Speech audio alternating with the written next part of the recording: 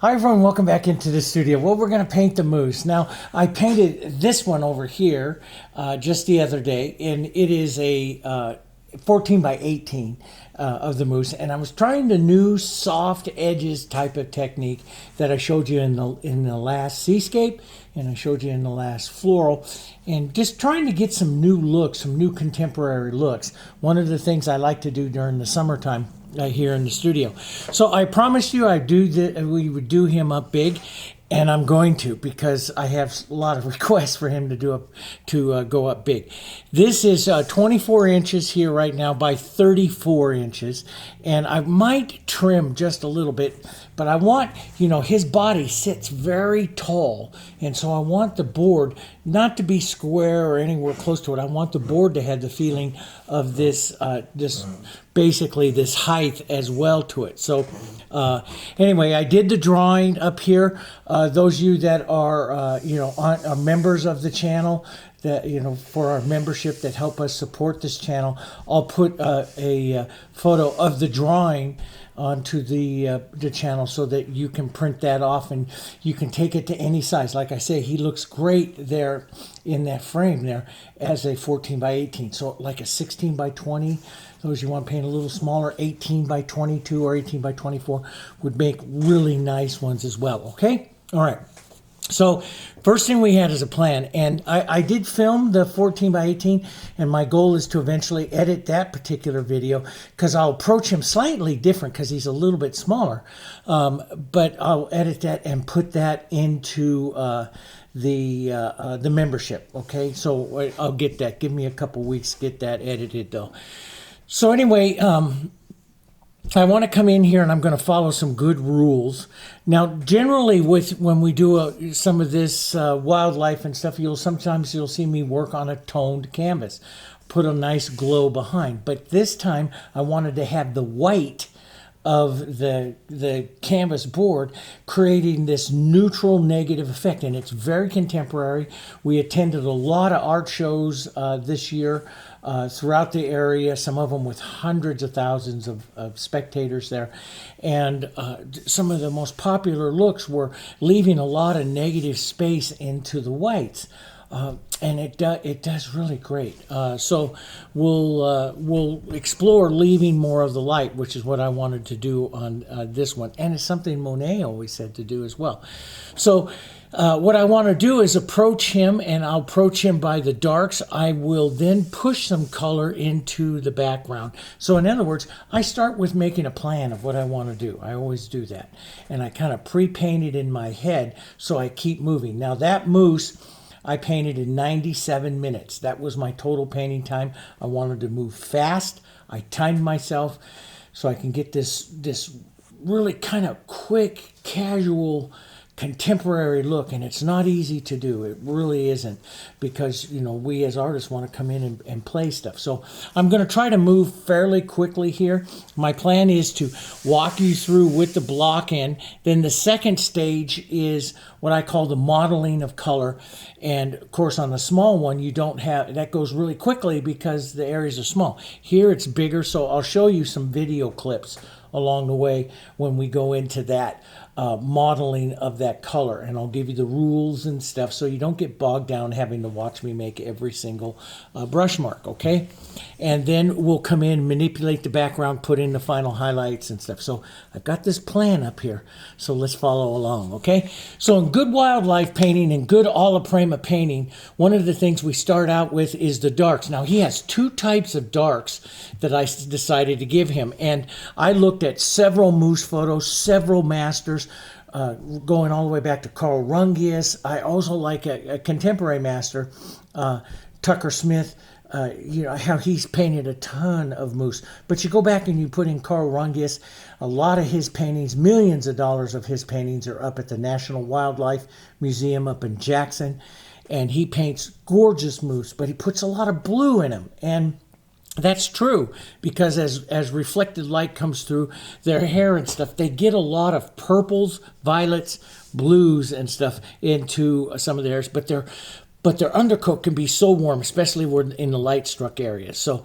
that's one of the things I wanted to capture in that particular moose, was the warmth, to the cool. So I'm going to come on through here with the warm and the cool, but I'm going to start right with some of my deepest darks, and that will, and the reason why is because the darks will make everything we do later on look lighter, and that's simultaneous contrast. I mean, I've told you that a lot of times, okay? So you can use water. I have my standard palette out here. I did add medium white to this just for the manipulation of some of the backgrounds. This is my standard YouTube palette, though. I'll put this up in this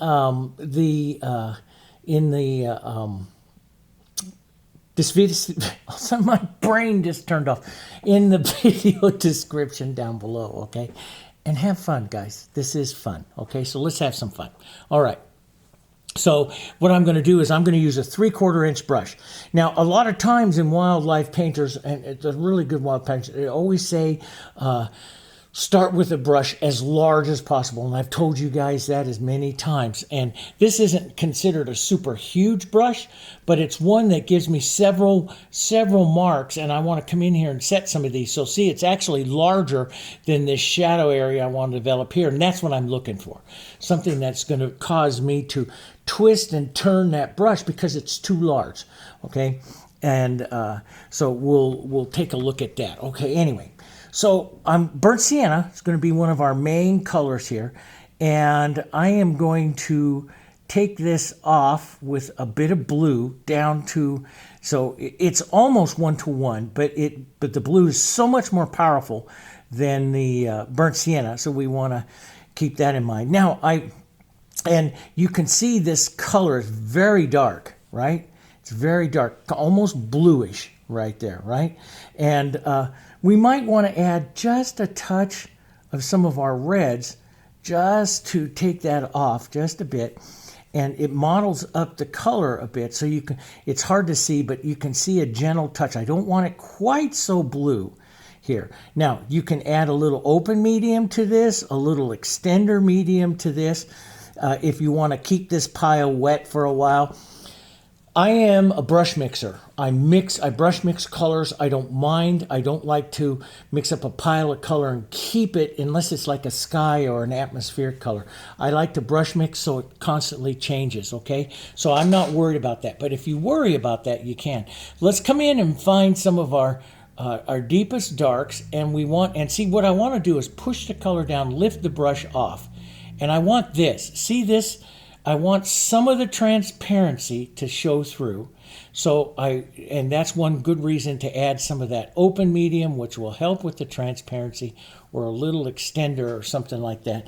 But you see, when I do this, as I hold this and I do this, and I'm way back on the handle of my brush, and this is so the tip of my brush stays very soft. Sometimes you'll see me hold the brush like this, but I want some of this general movement through. See that pulling down movement?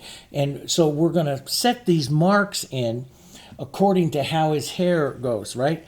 And you're going to see me glancing over there to that because I'm going to follow. I like that guy, so I want to kind of follow him. I'm not going to try to copy him because I can't. Today's a different day. I'm a different artist.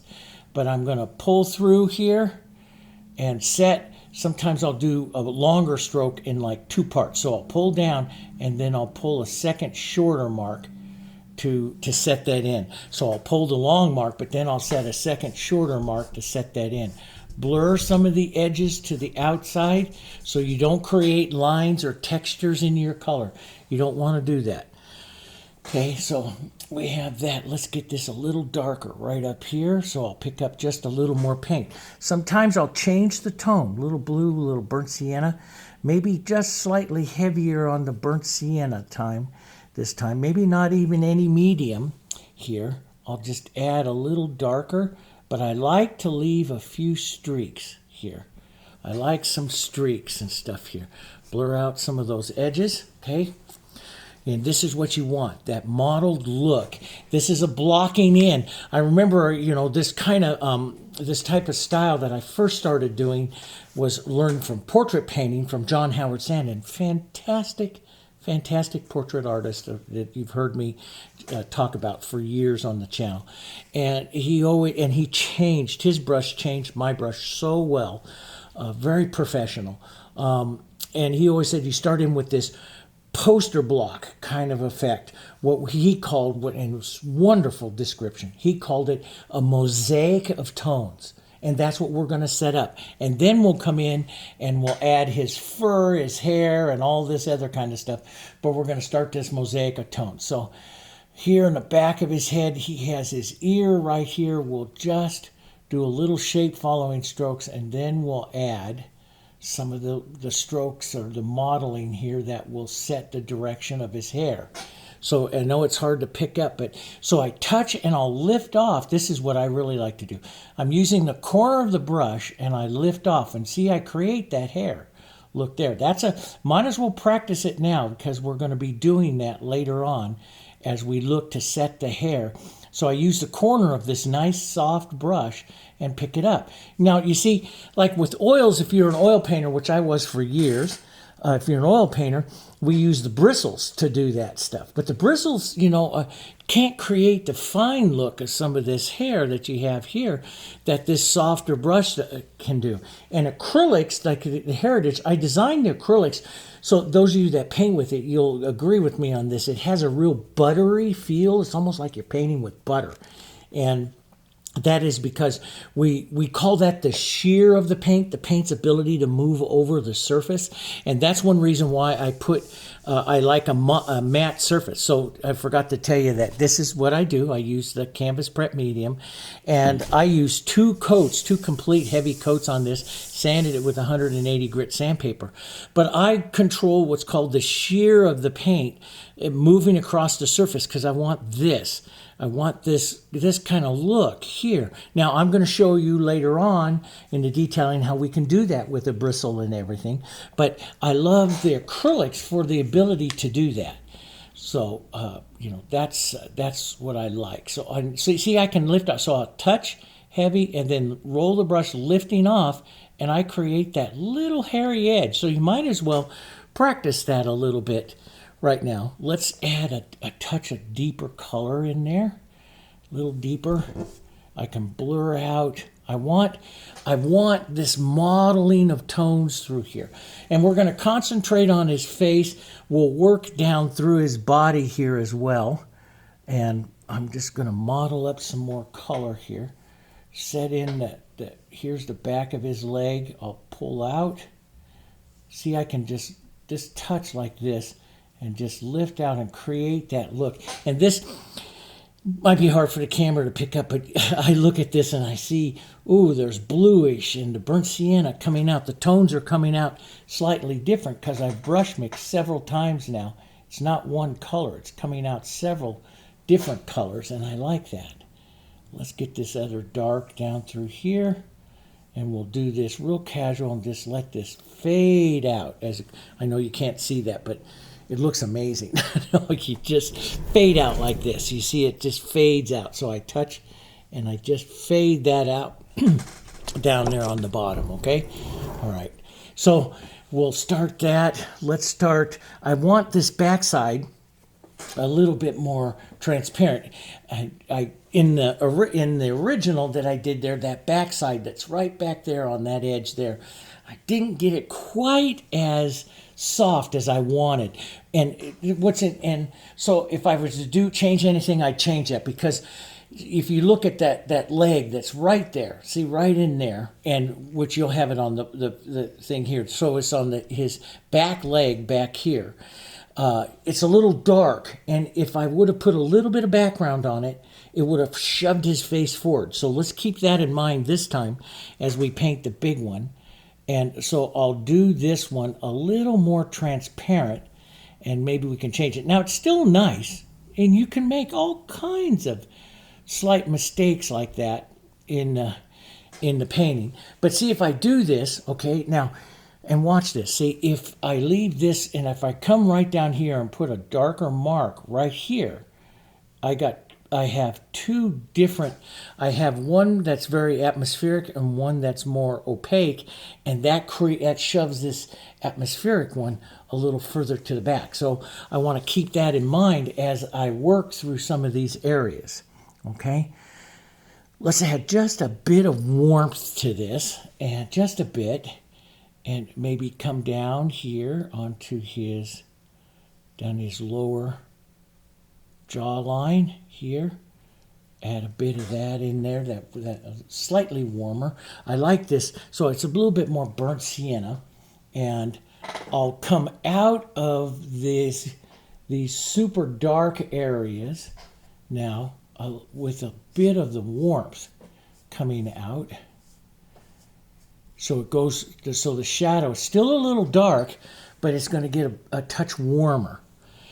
And, you know, after painting that original one, you know, and I worked all these tones, these mosaic of tones through, I decided to approach it a little bit different this time.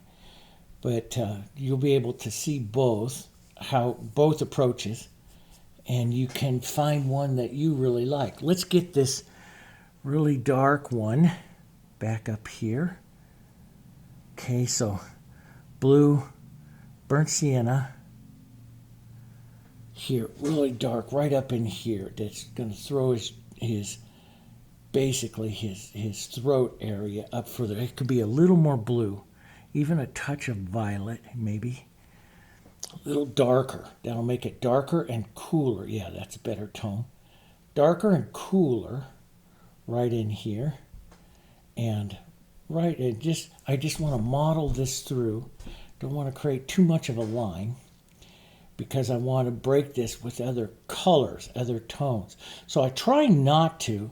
You know, a lot of wildlife painters, when they start out, they'll scrub it on. And that's, you know, that's all good stuff. That's all good things for us to try, kind of remember. Different techniques give different looks, right? Here we go. I'll just put some of that on. So you'll see that I'm working around his face. Now, back to some warmer burnt sienna in this. So it's warming it back up. So here's my tone. It's actually, I'll put a little bit of blue in it. That's going to be my tone. See? And this is what I like, this modeling of this tone through here, through the brush. Let's come back up here using the corner of the brush, and let's get this dark little recessed area there around his eye there. And I don't want to create texture on those edges. Use just a corner of the brush. It's a little, I like how Dustin Van Witchell, one of the premier masters now of wildlife painting, always says, yeah, use a large brush so it's a little bit uncomfortable for you to paint in that area. And that's very true. That's not a comfortable thing to do with a large brush at all. It is harder to do, but what it does is it causes more modeling of the colors, which is what we want as we start to refine this mousse. We want these colors to come out and model differently. So, you know, here I'll just add a little more burnt sienna, and this is what I'm going to spend the most time on today in working this mousse, is working some of these tones. Just tap and lift, but putting in multiple types of tones. And I might add a touch more light to him this time than I did last time, but we'll see. But see all that mosaic of all of those tones. Now, let's go up a little bit warmer. I'm just going to continue with the block end here.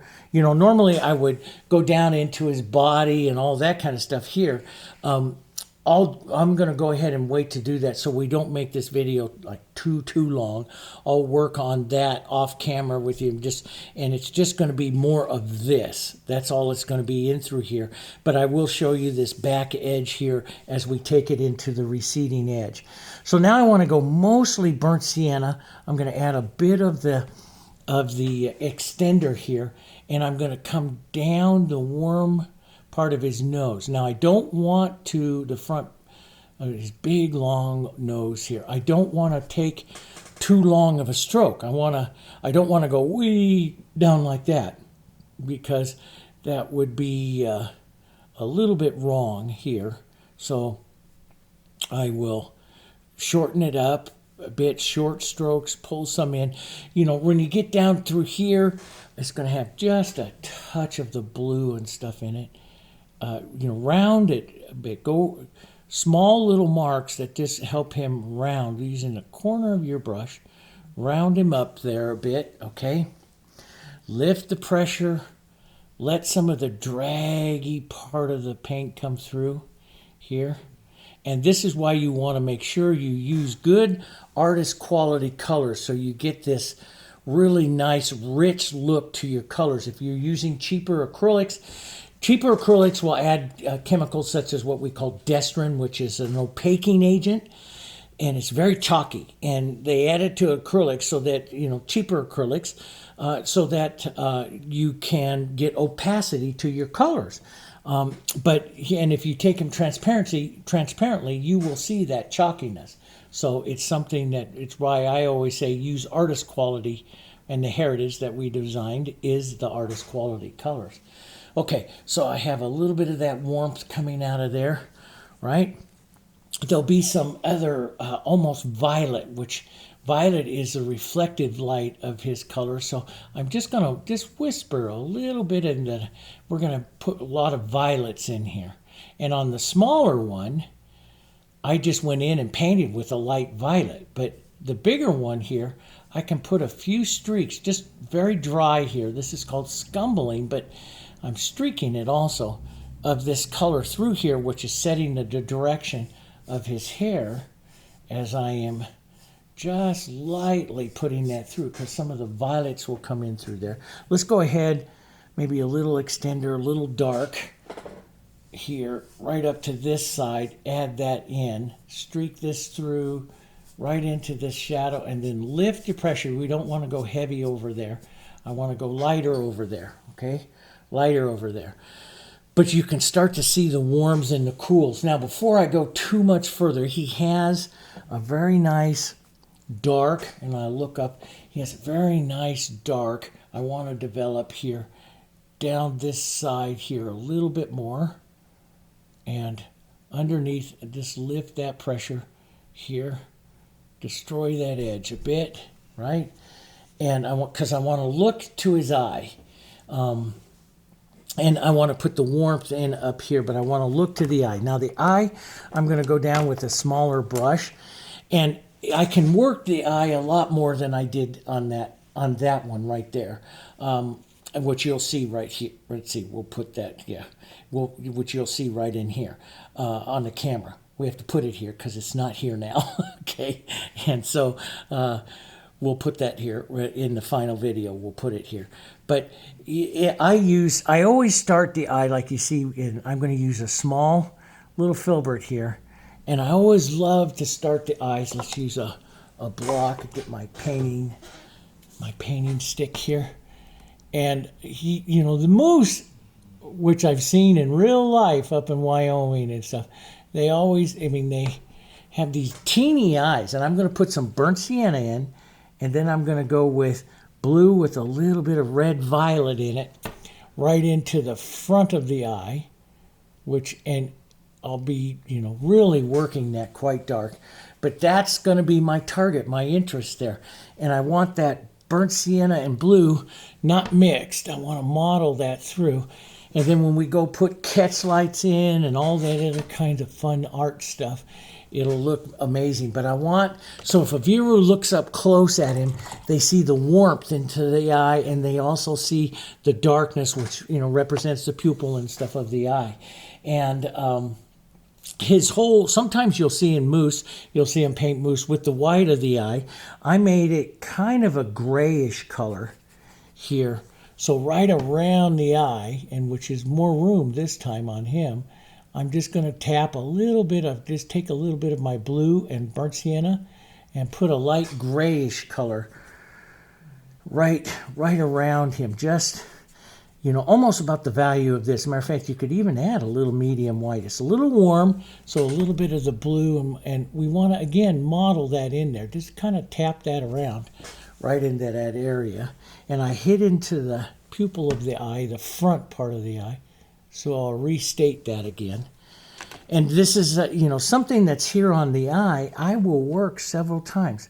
And I'll hit it, and I'll make a mistake. This is the thing, about being a professional artist, is that I will hit areas, make a mistake, and go, oops, and I just go fix it.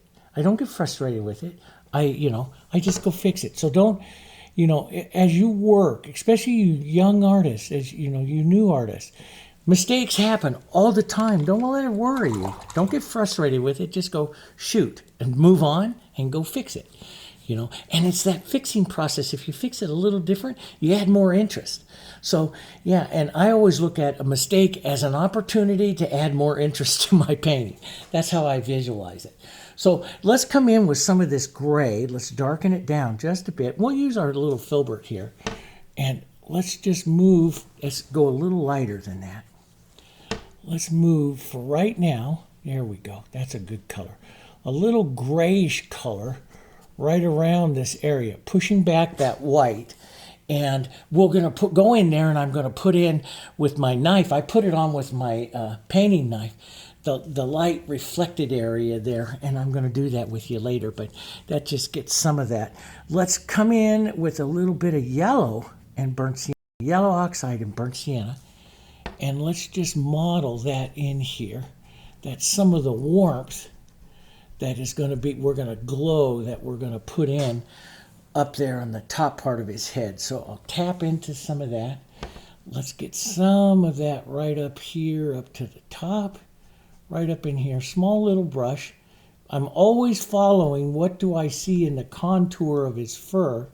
So I see it kind of pulling down there like that, okay? And of course we got a lot of stuff to do there. Like there's little bits of dark here. I'll come in and specifically paint the eye area later. But if you want to add a little bit right now, if you can't stop yourself, you can. But I like to attack it. I like to paint the large poster block, the mosaic, and then I like to come in and work it a bit. But just to, there's other artists that will differ with me, and they're amazing artists. And that will say, well, come in there and, start right there into the eye and stuff, and work that and work it perfect, and then work out. And that works for a lot of people as well. So and I've showed you that in some of the bird videos and stuff around. Sometimes on the birds, I like to do a little bit of poster blocking, and then I come in and work that eye, that very detailed eye, in that area. And so there's artists that approach it all different kinds of ways. There's not just one perfect way. And it's like I was telling some of my friends that have come to me and said, I want to move into being a professional artist. So I was like, so I've taken on this group of artists here in Sydney, and we're going to move towards being professional artists. I'm going to move them towards their careers of being professional artists. And what a professional artist does is we don't just copy one style. We take in inspiration from all these other artists, and their brushes will change our brush. And then as you get better and better, as you experience more and more painters and artists, then your brush will take on its own life, its own look. Does that make sense? So, and that's what I like to show you here on the channel. I am not one that just develops one look and just keeps it going. I keep multiple looks, and this is going to be a new one for some of you, and we're going to have a lot of fun with it. But when you paint with me on this channel, I'm going to take you on the world of art, an artistic journey. I'm off my drawing just a bit. Just going to correct that. And that's what we're going to do, okay? So this is going to be a fun journey, so hold on. So let's get back up in here. Let's get our yellow and some burnt sienna, just a little bit. I want to keep this kind of a brighter yellow. What I do is I look for an undertone. So it's almost the shadow. It's almost the shadow tone that you will see, in the darkest tone that you see, but not quite. And so I'm going to take yellow with a little burnt sienna here, and I'm going to put in the top crown. This is the light struck area here on him, and I'm just going to pull this down, pull this through, right in through this area, and I'll put some of this in some of the areas that I see. See, this is what I love. See, I'll tap this through some of this, and this is where you get this beautiful modeling of the tones. Now, you don't see it too much in here, but I'm going to carry a little bit of it through here. I love that glow starting to come through some of that area here. We'll go a bit darker over here. right down here in this part of his drawing and stuff. But that starts that glow. Does that make sense? So we'll have that. Now, let's go just a touch more yellow into that. Right up here on the top part of his head. Then we'll drag some of that down here, right? Let's, even though it's like on that one, I put just a touch of it, maybe darken it just a bit. We'll put a touch of that right inside the ear over here, right? We'll take some of this light stuff over here, maybe into this part of the ear. I did this and then I ended up toning it down just a bit. But we want a touch of this right along his back here. And I want to leave a little space for light. And then I do this. I lift the brush off and create not a perfect edge, a real hairy lost edge that I'll be able to develop some stuff against later on. Let's go just a touch more burnt sienna down here as we come down. Follow some of the hair. So this is going to lift off here, right in there.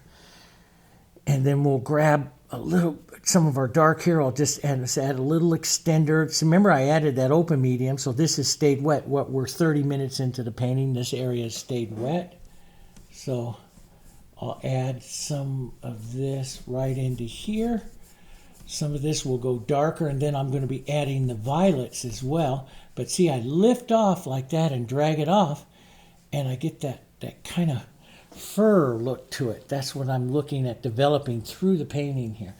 So up in here is, and some of this into his chin is some really reflective areas of the violets. Now, I painted those more solid on the smaller one because it's a smaller area. But here on the bigger one, I'm going to take some warmth, maybe a little extender, so it's a little bit transparent. And I'm going to, before I put the violet on, because it's a bigger painting, I can do more.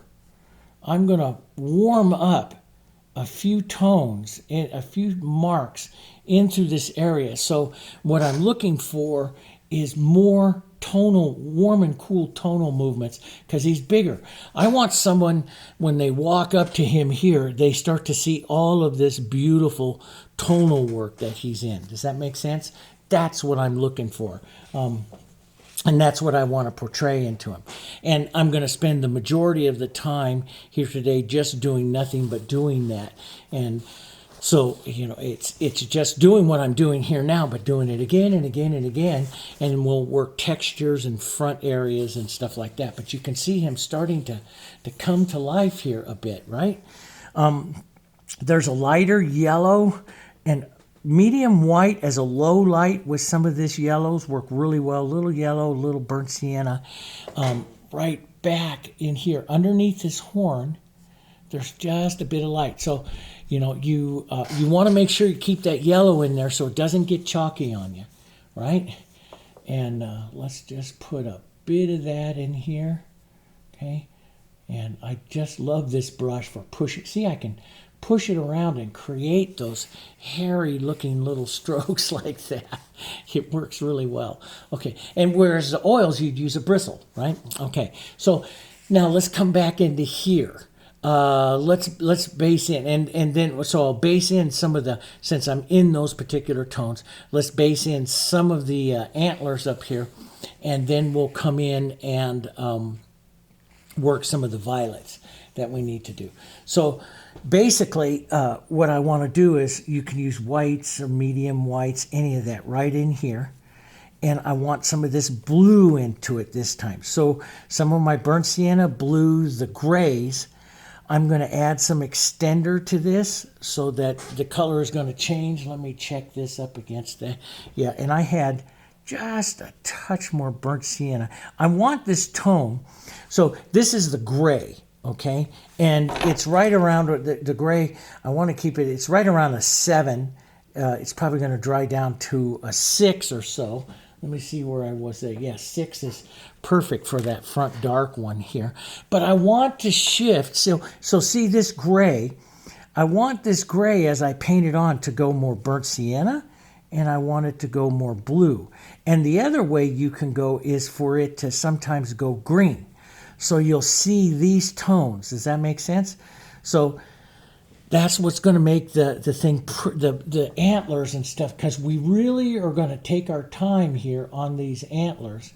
And again, I want to, they're big strokes. Like, you can come down here and start to set the stroke, but I don't want a real big one. So I tend to come down and stroke through a few times to so that I set the movement, but I don't want to have a big swinging stroke. Does that make sense? That's the most important thing. Let's warm this up a little bit up here. Let's go up here by the top of this one, and we'll pull right on through here and pull through, mark through a couple times here, and just kind of set some of that tone. Change the tone up a bit. Let's go a little bit bluer. Some small marks here, larger one, small marks here. Set that through, nice rounding curve there, okay? And change it. Maybe even lighten it a bit here.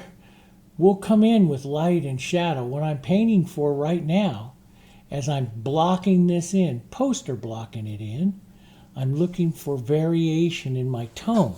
A little bit of variation in my tone.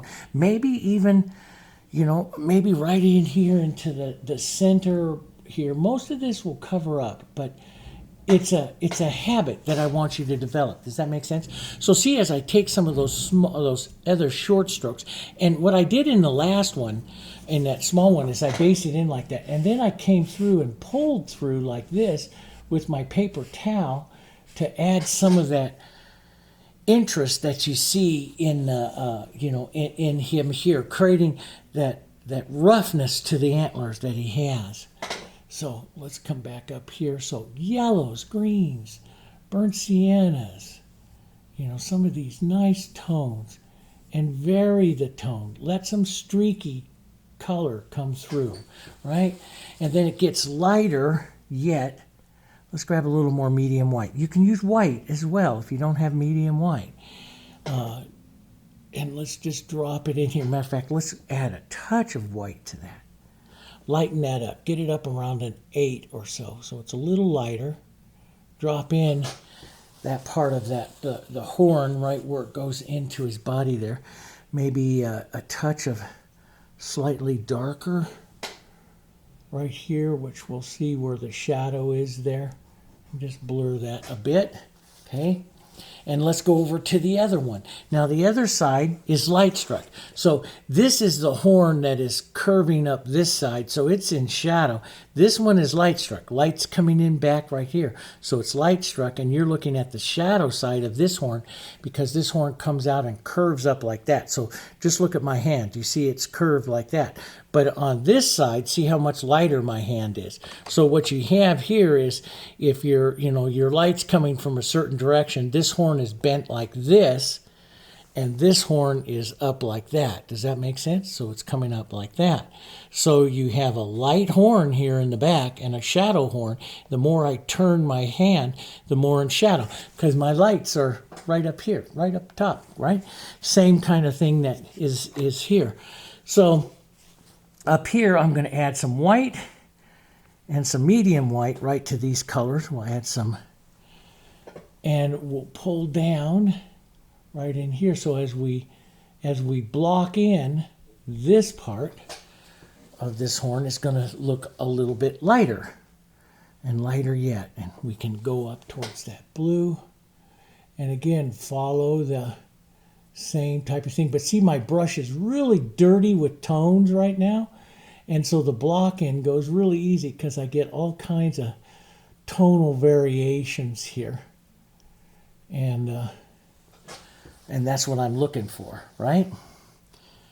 And I'll drop this in. So follow some of the contours, and you see it comes down.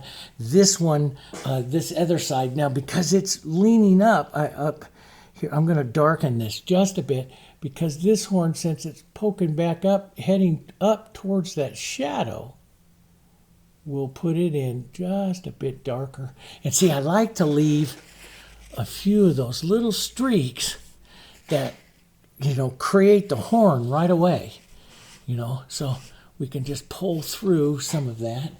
Let's get this one is up towards the shadow just a touch as well, because it's pointing up. It's sitting, pointing up like this one does in the shadow. And then we'll pull down towards the light here, just like that. There we go. And we'll come in this way. And boom, push that in, right? Doesn't that look great? It's a great way to, putting here, it sets and taking your time like this, it sets what I call the benchmark colors, basically the landmark colors that you're going to use in your painting here to set areas and stuff. Now, let's go a little bit, let's just finish that ear. Not quite dark like the other side, a little more grayish here. Let's just go ahead and set this ear in. God, I love painting this guy. There's something, I did, and I still have to edit that for you guys and get that up. I promise I'm going to. The Monarch of the Glen, my really big one that I did, and he is upstairs. Hopefully I'll bring him down back again and set him here in the camera. It's huge, and the frame is huge. It looks amazing. Maybe if I remember, we'll put a picture of it in here in the video so you can see what he looks like. But painting a real big one like that is just amazing.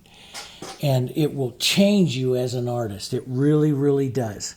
And it's actually, like if I was to look at between the two of them here, between painting this one and painting this one back here, this one is so much easier because I've got so much more space to add so much more tones. Does that make sense? And that's the thing. And it's so, a lot of people think, oh man, you got to do a real big one like that. Oh, no, actually the larger ones are easier. The larger the painting, the easier it is to get interest in. So there's a little bit of a shadow tone there. Let's head back over here, little extender. Let's come right back in here. This one is going to hit into shadow a bit.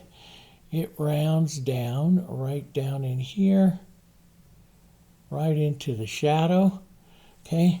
And it'll lighten up because it hits the light right there, so it lightens up. Now I had several moose, one really good photo to look at, several moose to look at. But I don't like, when I'm painting something like this and trying to change the way I do stuff, I don't like to just copy one. I like to set a whole bunch of them out there, and that's what I did here.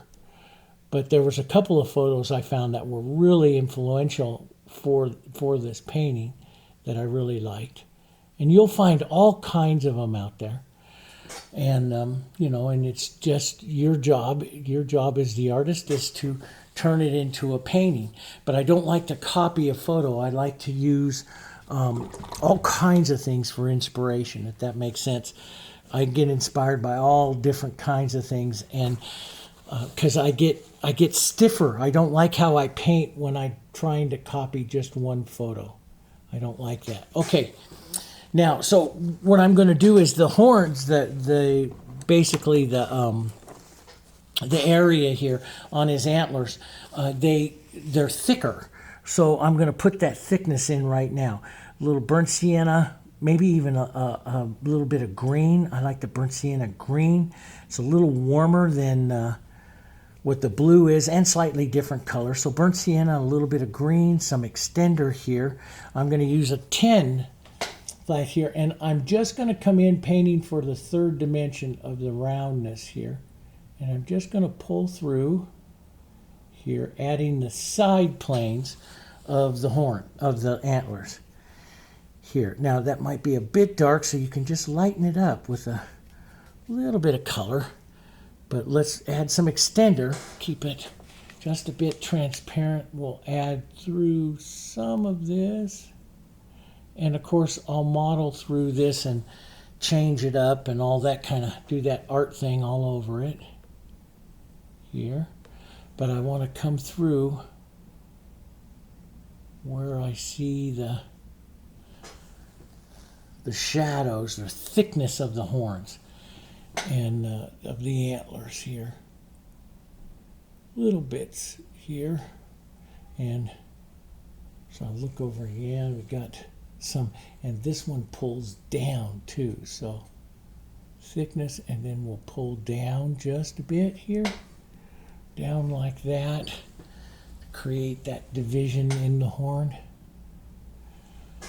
But you know, if you go out into Google or do like what I do and use Adobe stock photos, you can find all different kinds of moose everywhere, and you can use, you know, you'll find all kinds of inspiration. So I found several that I liked, and you know, but you know, I tend not to copy just one. I like all kinds.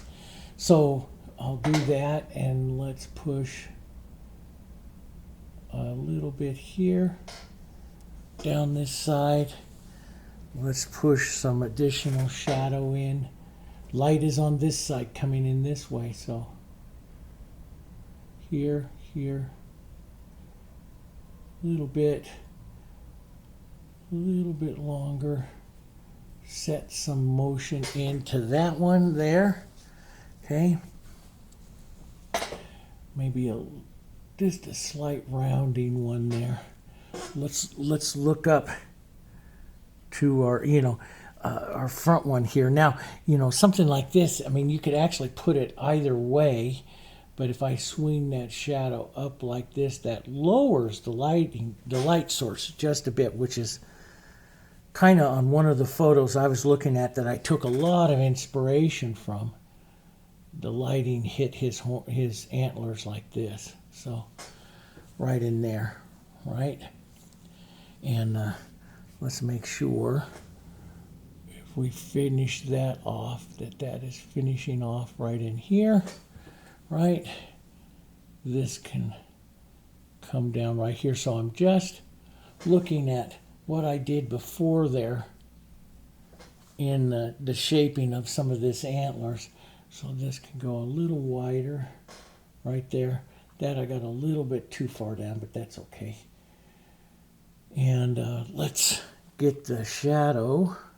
So a little more burnt sienna and green. Slightly different color, and it's pretty.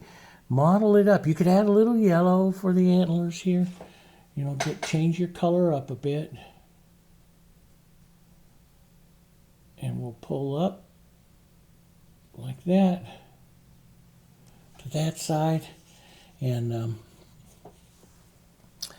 there goes my left brain thing. I always have a problem. I always got to watch my left brain. I'm bringing those 2 points together.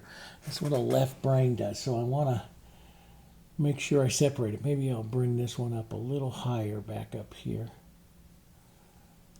And then that front one there will go a little lower here so that they don't come together.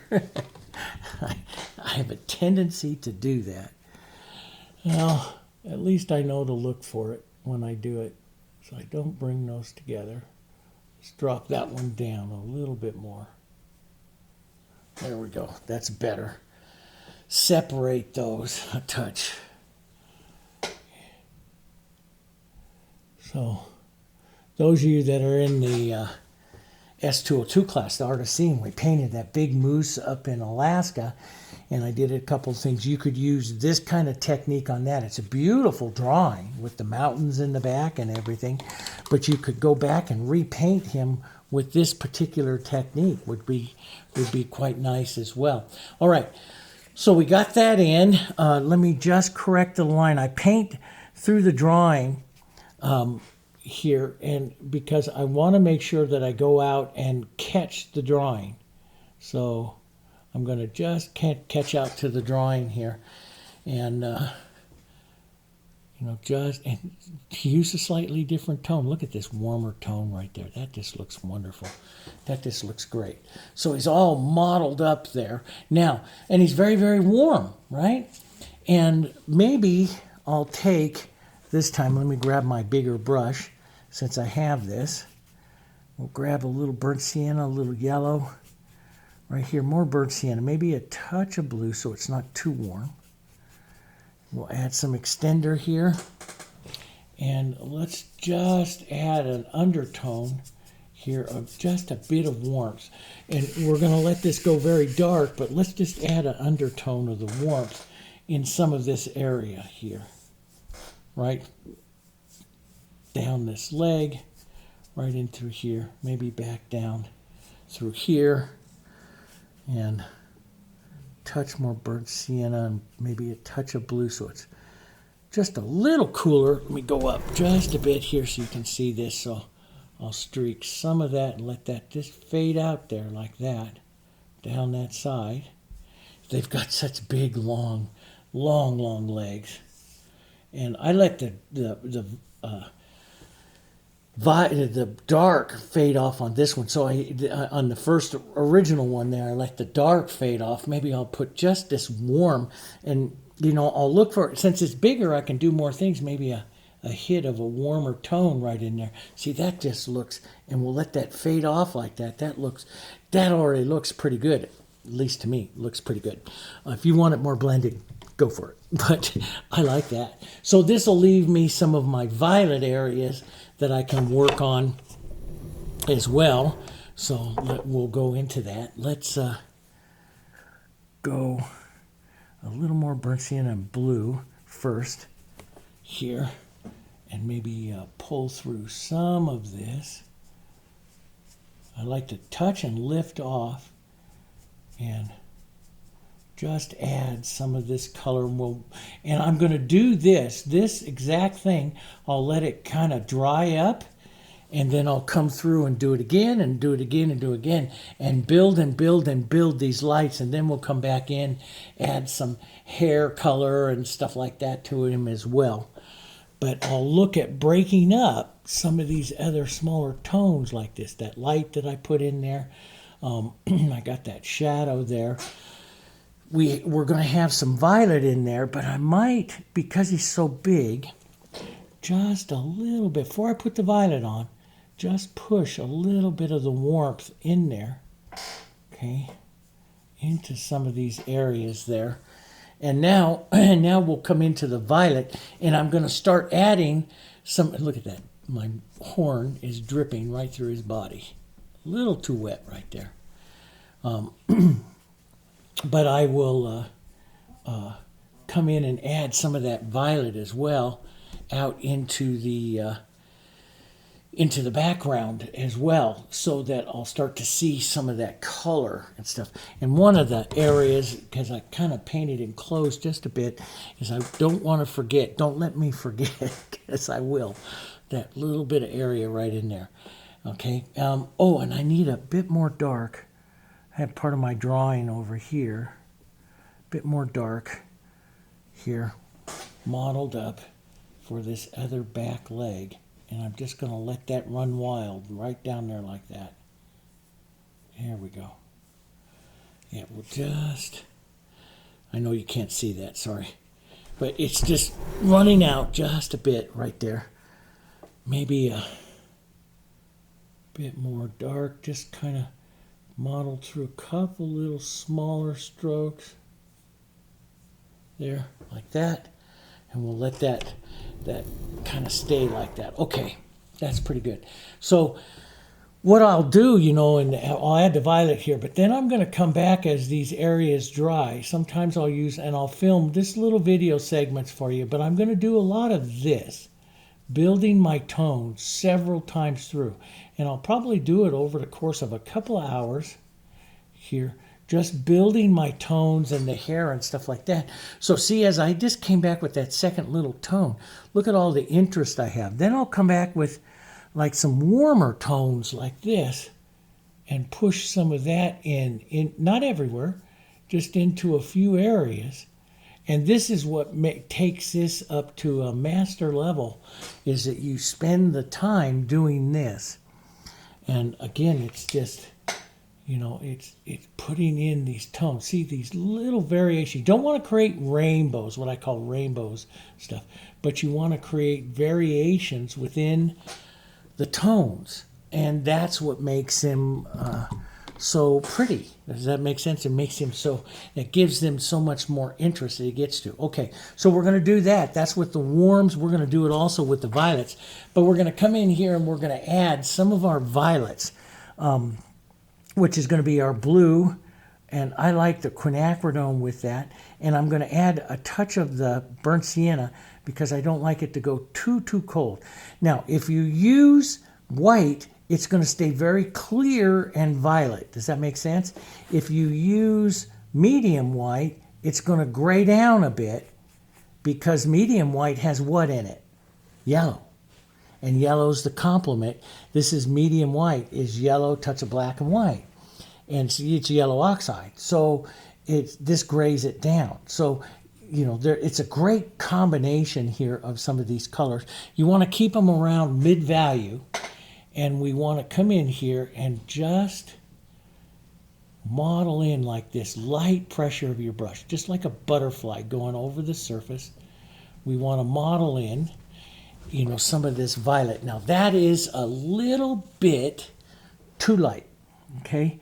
And I'm not going to worry about that.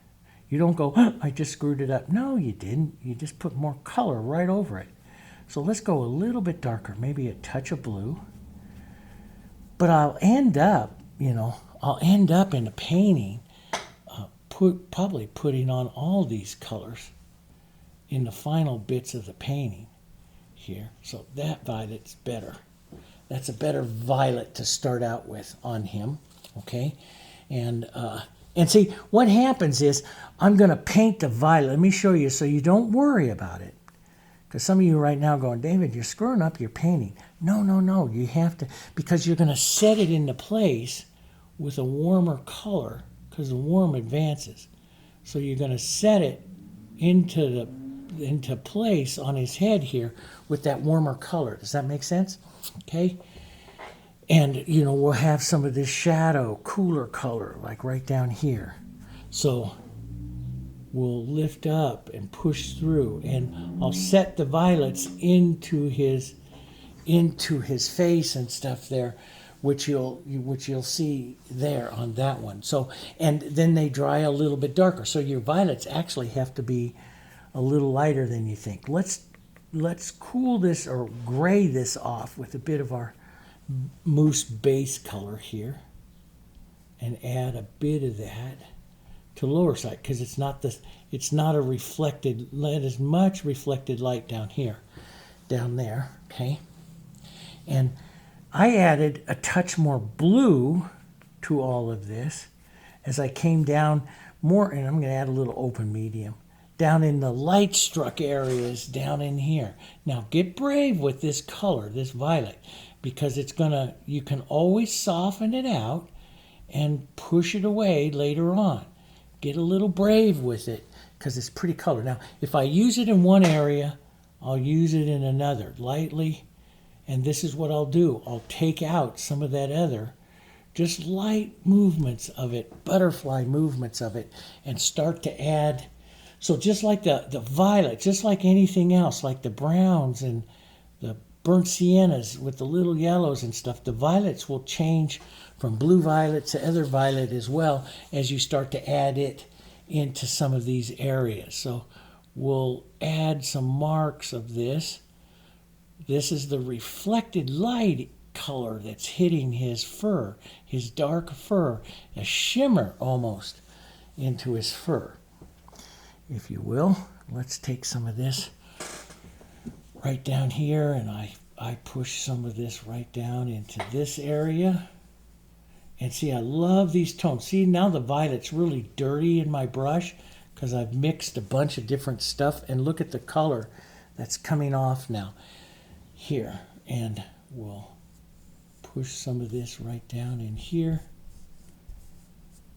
So I get this nice mosaic of tones. And see, with that later on, I'll push some shape into that violet right in here. With some of my darker colors, I'll just pull right down through. Some of that violet will stay. Some of it gets painted down in. And see, this sets this violet into the shimmer of his fur by just pulling through like that. So we're going to set that in as the shimmer. Now, I put up a little more thin, so I'll add some extender here so this gets really thin, maybe just a touch more blue here. And I kind of gently moved some of this through his body back through here, and then I used it quite heavily. And we're going to paint a wet edge. I'm going to show you in the next part of the video here. We're going to paint a wet edge back on this side here. So not to worry about that right now. I've got another little secondary shadow that I need to put in right here on his jawline. So I forgot that in there. I just saw that on the other painting. So I got a little secondary there. And a bit of that light violet up above it. Because his light violet is reflected light for the shiny parts of his fur. In his hair here are those shiny parts. Because we're looking at the shadow side of him. Okay? So you got to have it in there. Let's pull back and forth right along there. Let some of that edge. But I'm using a dirty violet here. And I just kind of pull out a bit. But we're going to paint a wet edge, which means I'm going to paint white back over here with some of my blues and stuff like that. And we're going to recede that whole guy into that side over there. We'll do that in just a little bit. But we have some additional shadows and tones to add. So, and we'll do that. I'll come in with a complete nether layer here. So, I'm going to add some of and I just add some more darks.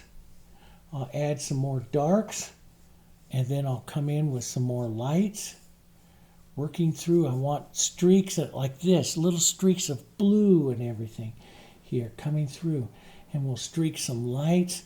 But watch the second time now as this comes through. See, look at the additional marks and movements that we get, right? Try to, paint with that dirty brush. Look at all this. See all the different modeling of those tones.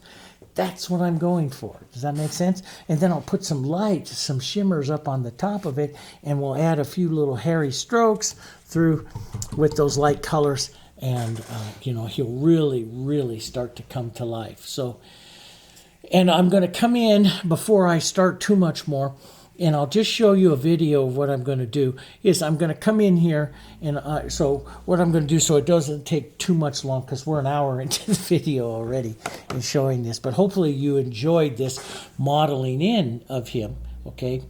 And it's very anatomical, really, the modeling in that we do. And so now what I'm going to do is just show you a whole series of video clips of me coming in and painting these areas. And it's going to be right here with the same paints, the same types of things. Working a small brush, I'm going to work his eye. I will switch over at some point, sometimes with the little edge, like on that 14 by 18 there, I did the little shine right on his eye right here with the palette knife. And I just take a little color like this, and you'll see me do it on this one, but I just take a tiny little bit of paint up onto the edge, and I roll the knife down until I just start to catch that color. And it takes a little bit of practice to be able to hit that color. And that's what I use to pull in the little shine and stuff and catch light and everything onto the eye. Use that edge.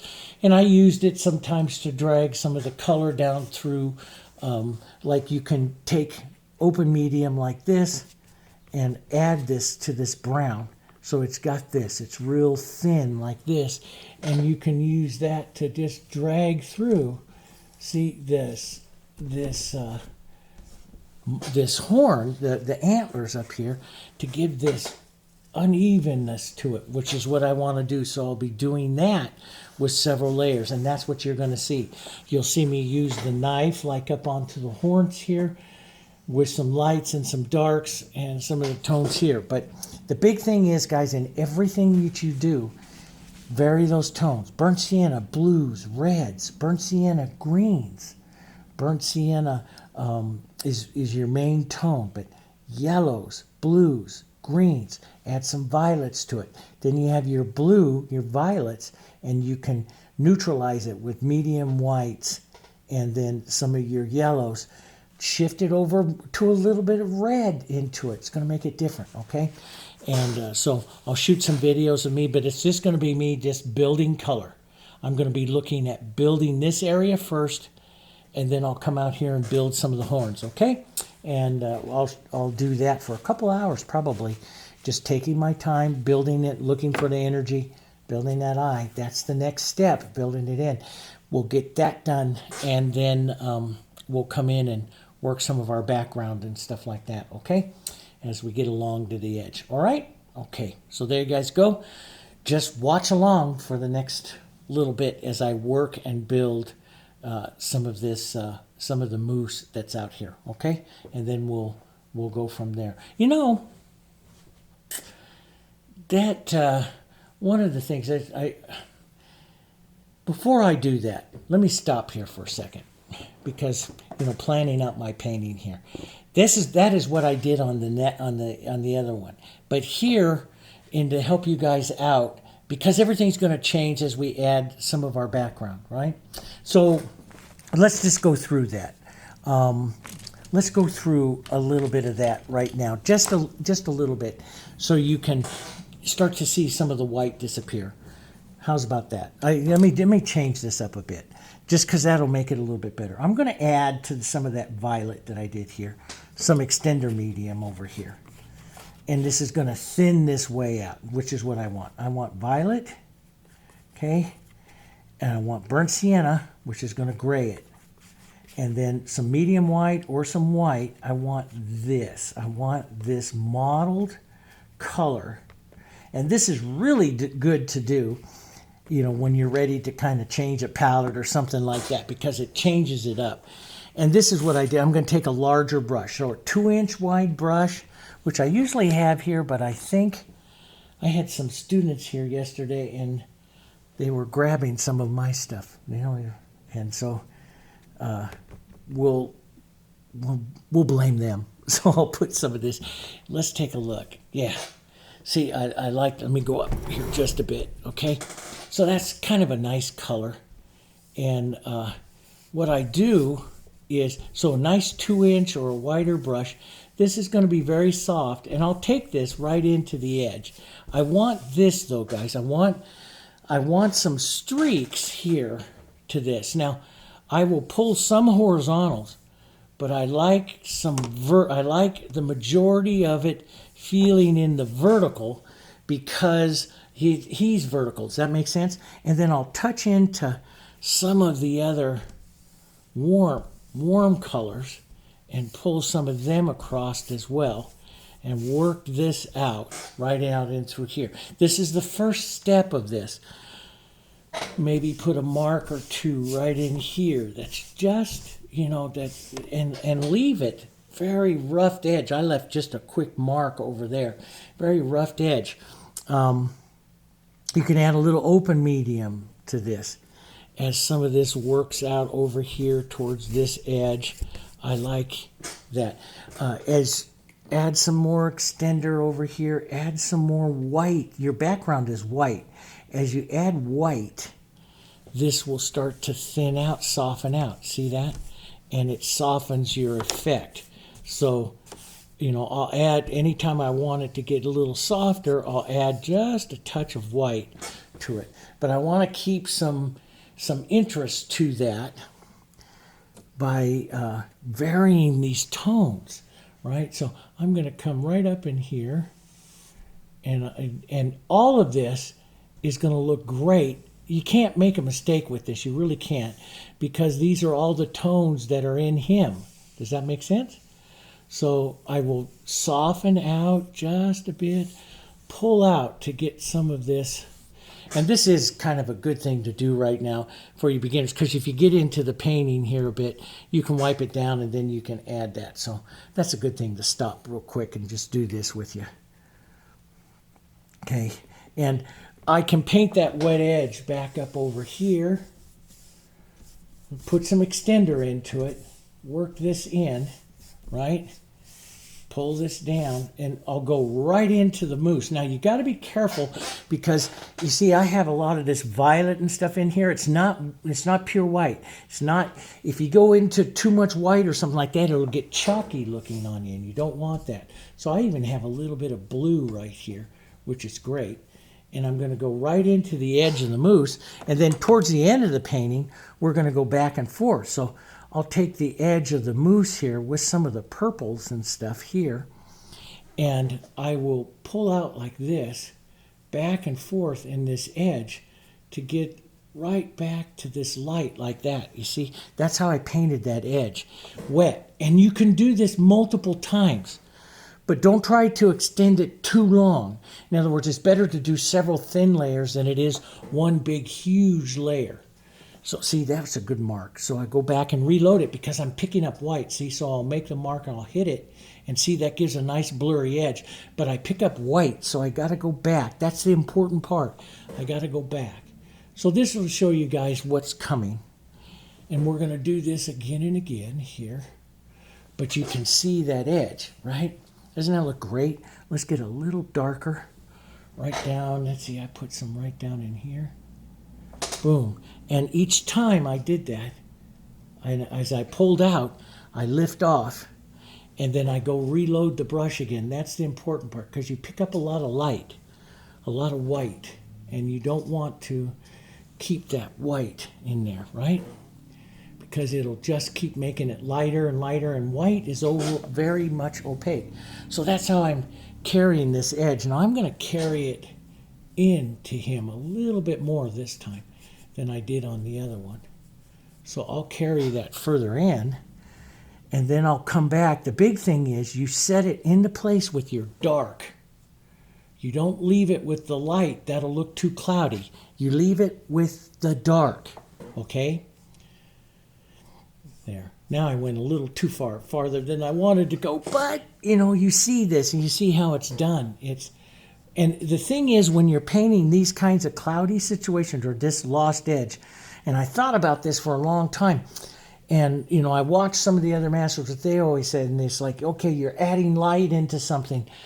It's like you're really kind of careful that that light doesn't get chalky, and it really makes sense, and I've always thought that and seen that. And so I came with this one, with the acrylics, I came in, I've got to add the darks last. And so what they do is they actually sit a little bit higher than the lights. And so see, I'll soften out that edge just by touching it a couple of times here. But see, if I put that light, if I touch back here, I got that light back up there again. So I have to be kind of careful. So I don't like to go too light. So I can hit that edge a couple times, but I got to be a little bit careful that I get that softer edge. Does that make sense? And it's a lot of fun to paint that soft edge. And I'll come back. Let's come back a little bit of blue, some of these other colors here, and just push some of that, the colors of him, right into my background here. And maybe pull some of that down and across a bit, right into his edge there, see? It's just so fun to paint it that way and just lose that edge. It's wet. It's going to stay wet. It's really warm outside right now. It is 92 degrees outside right now. We're supposed to go up to 96. So you can do this with acrylics. You see me doing it, right? You just have to understand your lights and darks of your acrylics, and you have to understand your mediums. But acrylics can do all of this and keep it soft like an oil. But I love the acrylics in that I don't smell them in my studio. I don't have anything to worry about up there. I like that. Let's go down just a bit. And I put a darker color up there. And I'm getting a little far ahead, but this is really fun. I love this brush too. This is a 1.5 inch long handle one. I usually use my short handle number 2 inch wide brush, but I'm loving this one on this big painting because I can get way back on the handle here, way back, and put in some of that color softly, because the further back on the handle you get, the softer the tip of the brush stays, and it's easier to apply these soft looks. So we have a tendency, or we try to stay far back on our brush when we want soft looks, because it keeps the tip of the brush softer. So there we go. There's some of that for you. Some of this, a little bit of this lighter blue. Let's just pop that right in there. Get this right up into, just go ahead and go into them since we have so much more to do as well here.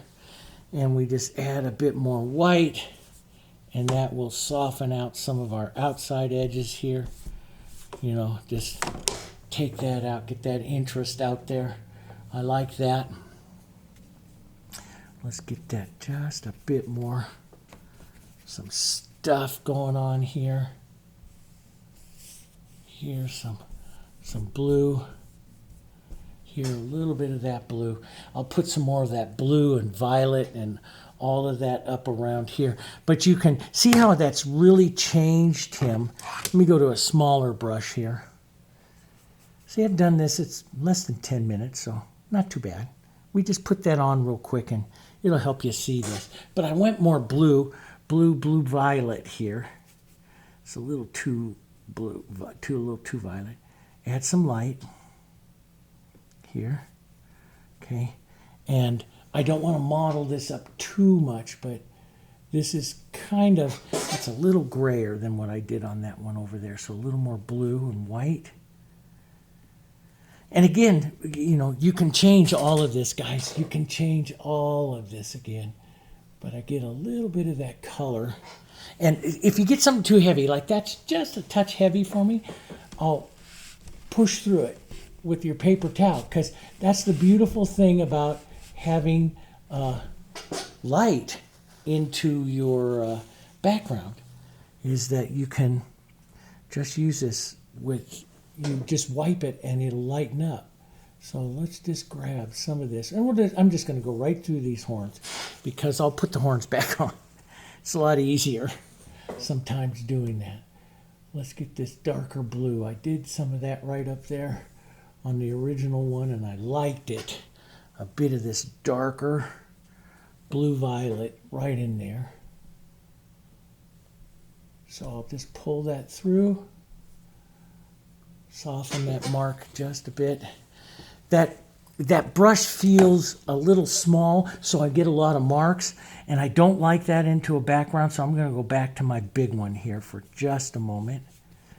Okay, and let's put in, tap this so it's a little softer. Let's just go right in there and put in a softer, bigger mark. See, the bigger mark is a little softer, and that's what I want to preserve there. That's just a touch of light. Should I leave it or take it out? Just a bit. That's better. So then I can go to my slightly smaller brush and hit a few areas in here, in between. And this is good that we don't see, you didn't let me forget this, so I'll put a little bit of the blue right in here into his back. There, like that. So we'll see a bit of that. That's good. A bit of the lighter blue, just a touch in there. And then I'll clean up some of this with the horns and stuff. There we go. And I like this blue. Now I did big long horizontal strokes here on the background of the original one, and that is because of the horns having a lot of the vertical motion to it. But either one actually will work. I'll keep this. Let's stay out of his face a little bit there. Let's put just a touch darker right in there. Here. I love that look. I love that look. And I did more brown. So I warmed up and pulled some more of his brown colors as I came out here, and I whispered them out. We'll do more of this, we'll do some more as we get further on, but this will give you a good idea here. Let's take a bit of the blue out of that and just some of the brown here with this, and just wash some of it. Now, if it's too dark, lighten it up, right? And that medium white's really pretty as well. Lighten it up. Just pull some of that through, lifting up and out here. There we go. And don't avoid your horns. We just put them right back in again. Plus, it helps them recede a bit if we want to later on. If we want to. I'll take some colors right off the edge of the board. That's what I like. Anyway, that sets him up. We'll come back and paint the horns. I'll fix that up. See, I won't worry about that. But that gives you an idea how we're going to approach the wet edge there. Okay? All right? Okay, so now I'm going to go back in and add some more colors and stuff to them. And I'll play a few videos along the way, but it's basically repeating now. And I'll use that 3/4 inch brush, adding more tones and looking for a little bit of texture, okay? All right, so give me a while. I plan on spending, a couple hours doing this, building the tones, and I'm gonna build his eye as well. And then we'll come back and I'll show you some more of the cool colors and some more of the texturing of the fur, how we can use a bristle brush to push in some of the little bits of the fur, and the knife a little bit more. God, that's still wet from where I did that with the knife. Push some of that stuff in, okay? All right. So I'll see you guys in a minute. Enjoy this next step because it's a lot of fun. It takes time, but it's a lot of fun. I'll see you then.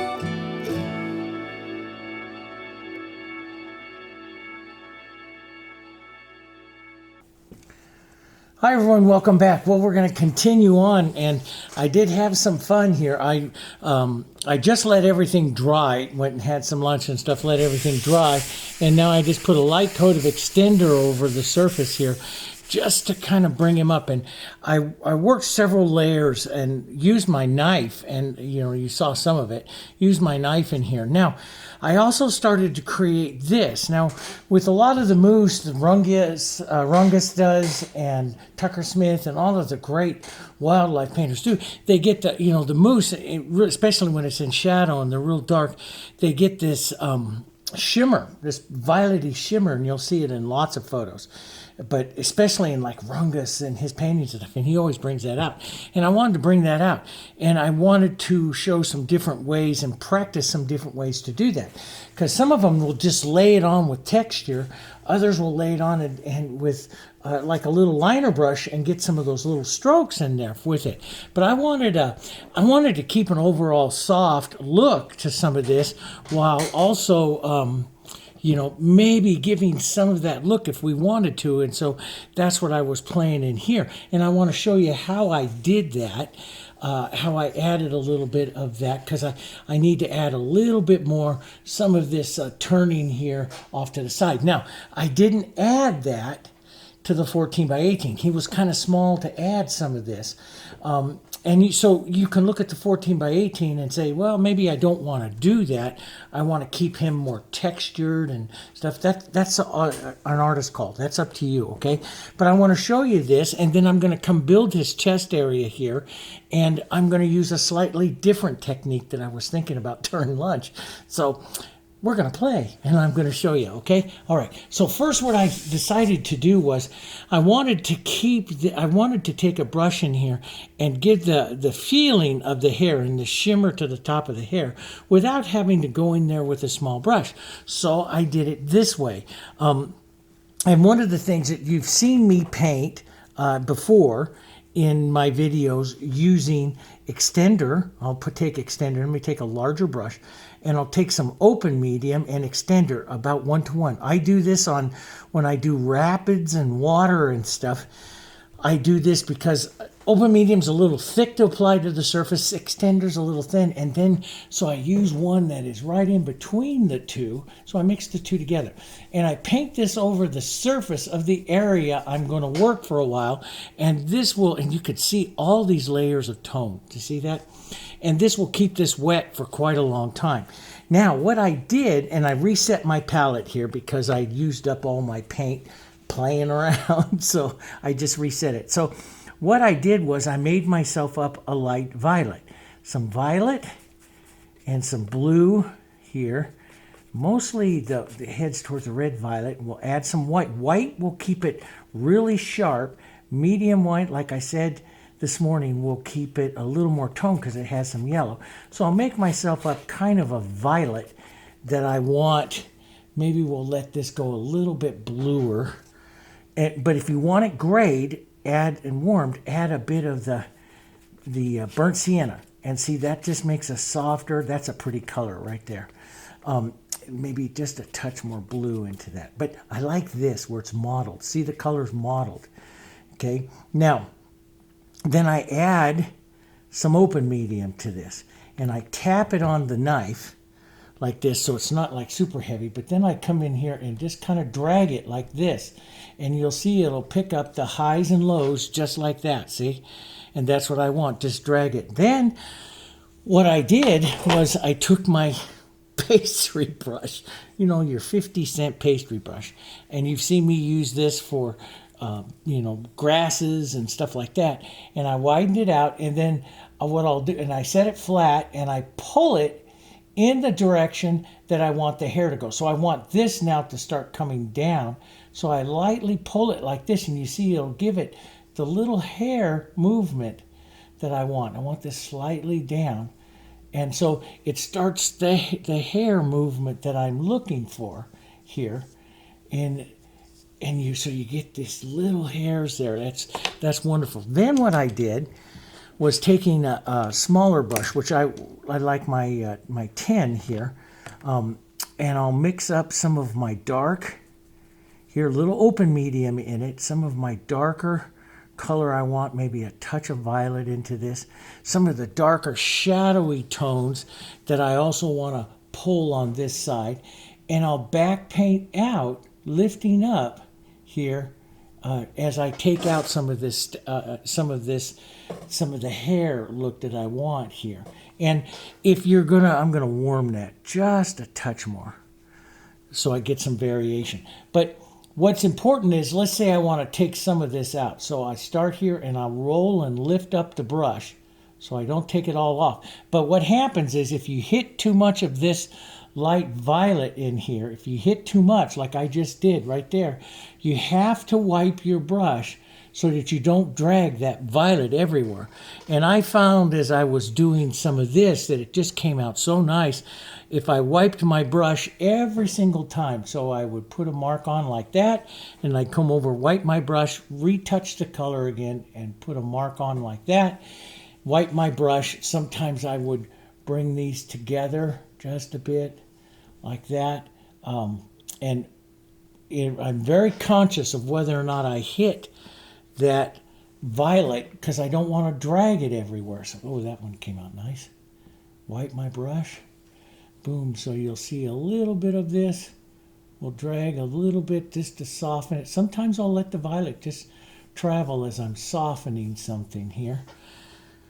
And let's get a little bit heavy. And I can use this to, some of this right down in here to shape, and some of these other tones right here to shape his shoulder, and we'll let this kind of fade out going up here. And working on top of that open medium and extender, it just, everything slides really nice. So see, I get a nice little look of that, and I want that fading out there to take over. Let's grab a little violet and a little light right here, and we'll whisper into this to soften some of this out here, some of this edge out.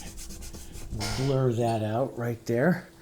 Okay, so that stays soft. And we're going to come back and work these edges again, but I want to keep them very soft. But you'll feel the difference between open medium and extender. You'll really feel the difference as you're working those edges and stuff. Here, I want to soften some of that out. There, blur that out. And let's soften in that line just a touch more here. Just like that. So this, we want to keep that lost soft edge, like we did with the flowers, like we did with the seascape, that lost soft edge. We're trying things, right? There we go. That looks kind of nice. Now, so I did a little bit of it up here, but now coming into here, I'm going to want to build some more color. I want it, and one of the things I'm fighting with on this is I really want to do a lot of texture, and I did quite a bit right in there, but I want to build up some of this texture, but I want to build up his chest here. And so, these areas are kind of weak in as far as texture color, but it's got a nice look, a nice soft look that then, goes back into the back there. And I texturize right up here where his antler is coming in to his head. And I like that. Just work that a couple times. But I want to build up in here. So I am going to try it a little different. This time in here, I'm going to try this. I'm going to take some open medium, some of my dark here, and I'll restate. He has this like big loop of flesh and stuff that comes this way, and this is part of his chest, which is going to get there. So what I'm going to do is restate my real dark, some dark violets here with a bit of and some open medium. This is going to stay wet for a long time, okay? And this is the dark color here that comes here that forms this. And so I'm going to build up lots of paint. I'm not going to stretch it out thin. So let's go back maybe a little warmer right in here. And what I'm doing is kind of following the direction of his hair. His coat here as I come up through here. I want some of that warmth up in here. As it comes up in front, I want some of this warmth that is here. I didn't have it this warm on my 14 by 18, but I'm feeling he's bigger, so I want to get more mottled color in for him in these kind of areas here, if that makes sense. Building this up a bit. And let's take some of this dark. I'm going to go up into some of these other reflections that I put on this morning and just soften some of them out a bit and let that dark start to take over. And I'll build now. I add a little extender. Extender thins it out. So I'm going to thin it out a bit here as I rework just a nice thin coat over this area where I want to have the violets, okay? So you can still see some of our original violets and stuff that we did in here. And this hair is going to go this way. And then we'll go down here into the big shadow of his leg, which is right here. And let that take over right in there, okay? And his other back, softer back leg back here. I'll let some of that just soften. I want to soften some of these edges here. Maybe I might leave. Let's put it in just a little blurry here. Take some of your color right over the edge to blur it a bit. There, and we'll see what happens. Okay, so now what I'll do is take some of this heavy with the open medium, some of my violets that are here, and this hair is going to go kind of this way. And so I just tap that along, and I hit some of that white, and I'm just going to leave that. I hit some of that white in there. I'm just going to leave that. We'll pick up some more, tap it into our. This is going to come kind of down this way. So, and I'm going to put on a little too much, okay? Just a little too much. Now, I think before I get going, before I drag that, I'll probably take a little bit of this out. Just a little bit of it out. Wipe my brush so I don't pick it. You can see I picked up a little bit there. So I don't maybe redress this. This you gotta think I'm adding detail into this area of him, so I'm going to slow down and paint it a little bit more careful. I'm going to tap through some of this to break up some of the solid nature of this violets here, and yeah, just down. So we'll push some of this dark. I like some of this dark and stuff, some heavier color right in there. We'll see. I'll show you in just a second. Now, there's even smaller ones. Like I have this little small one, so if I want to direct right through here, oh, that works. That works nice, guys. That works nice. Here, picking up some of the look of that hair. And what I like is when if I leave a little bit of it solid, we'll just hit a few lights here. Leave a little bit of it solid here. It becomes a little bit more heavier, smoother. But you can take that out, see? I can come back through here and just drag through and take some of that out while leaving some of that motion right in there too. That looks really good. You can try it with both brushes. This one is a little smaller. It's a little softer feeling. So I'll use more of the tip here. So everything stays wet. Now, if you really want it to drag, what you have to do is think about the consistencies of what it is that you're doing. If you really want it to drag, you can thin out your violet a bit, and then it'll drag a lot more.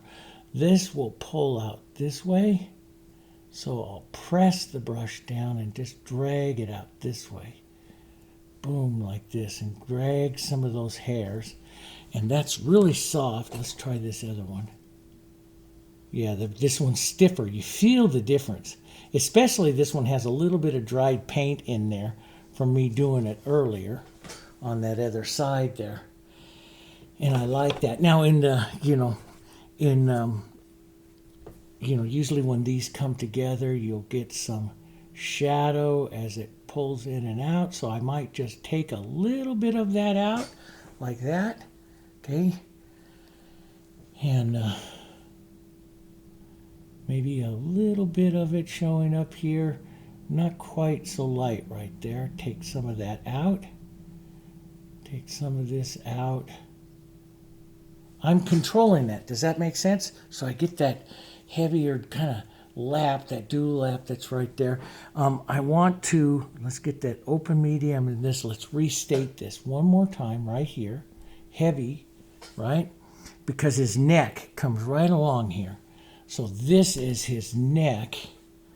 So let's put in the hair here. Open medium, blue, burnt sienna. Here, a little heavier. Right in there.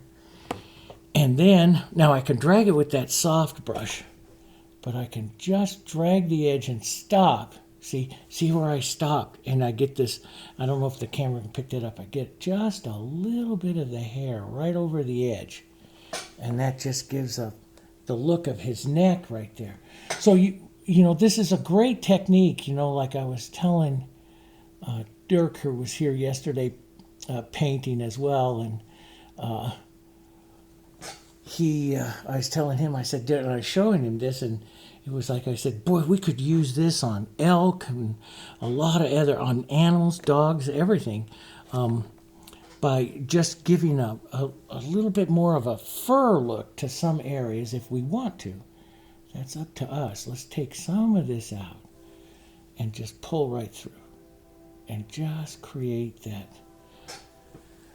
that look right there. That's his neck. That's coming in right here.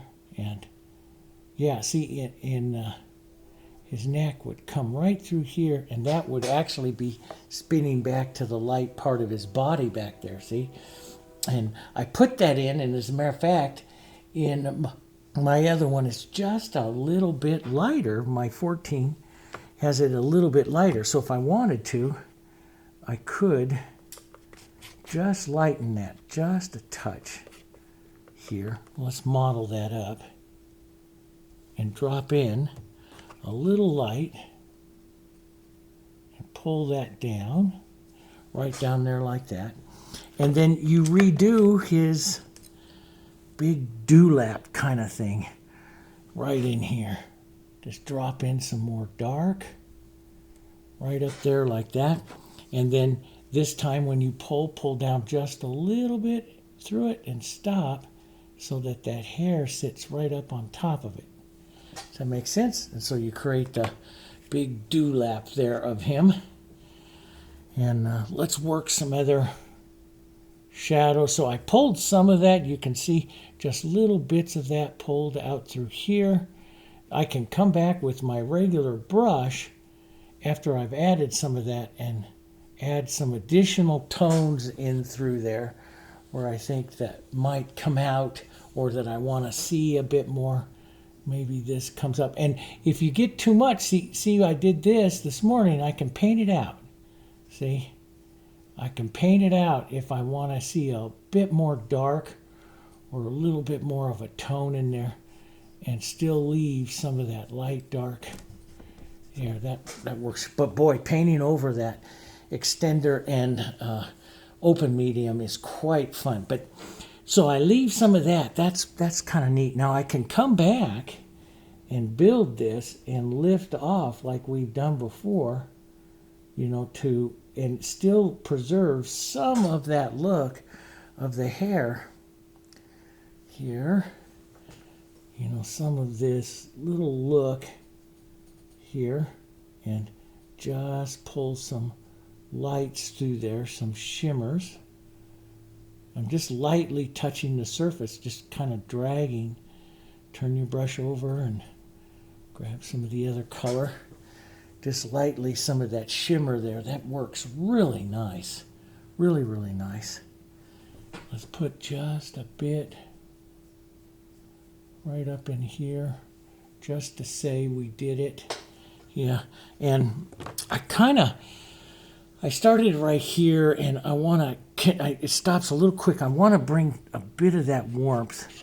I liked it, so I took some yellows, maybe a touch of white or even the medium white here, so it doesn't get too white, right in here, and that's doesn't have enough of the medium on it.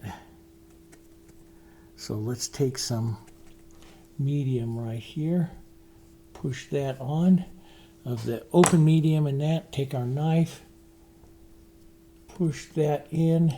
Now that's a little light, so if it looks too light, it's too quick and it will get chalky or cloudy. So we don't want to go too light too fast. We need some of these other tones in there. So we'll just drop in some of that other tone there. And then we'll do some shorter little marks coming through that to give the look of the hair right up in there. Just like that. That looks pretty good. And I want to have some darker though, some warm darks, so some burnt sienna in this, into some of this area a bit more, a bit of the blue in there. See, so I'll model that up like that, right?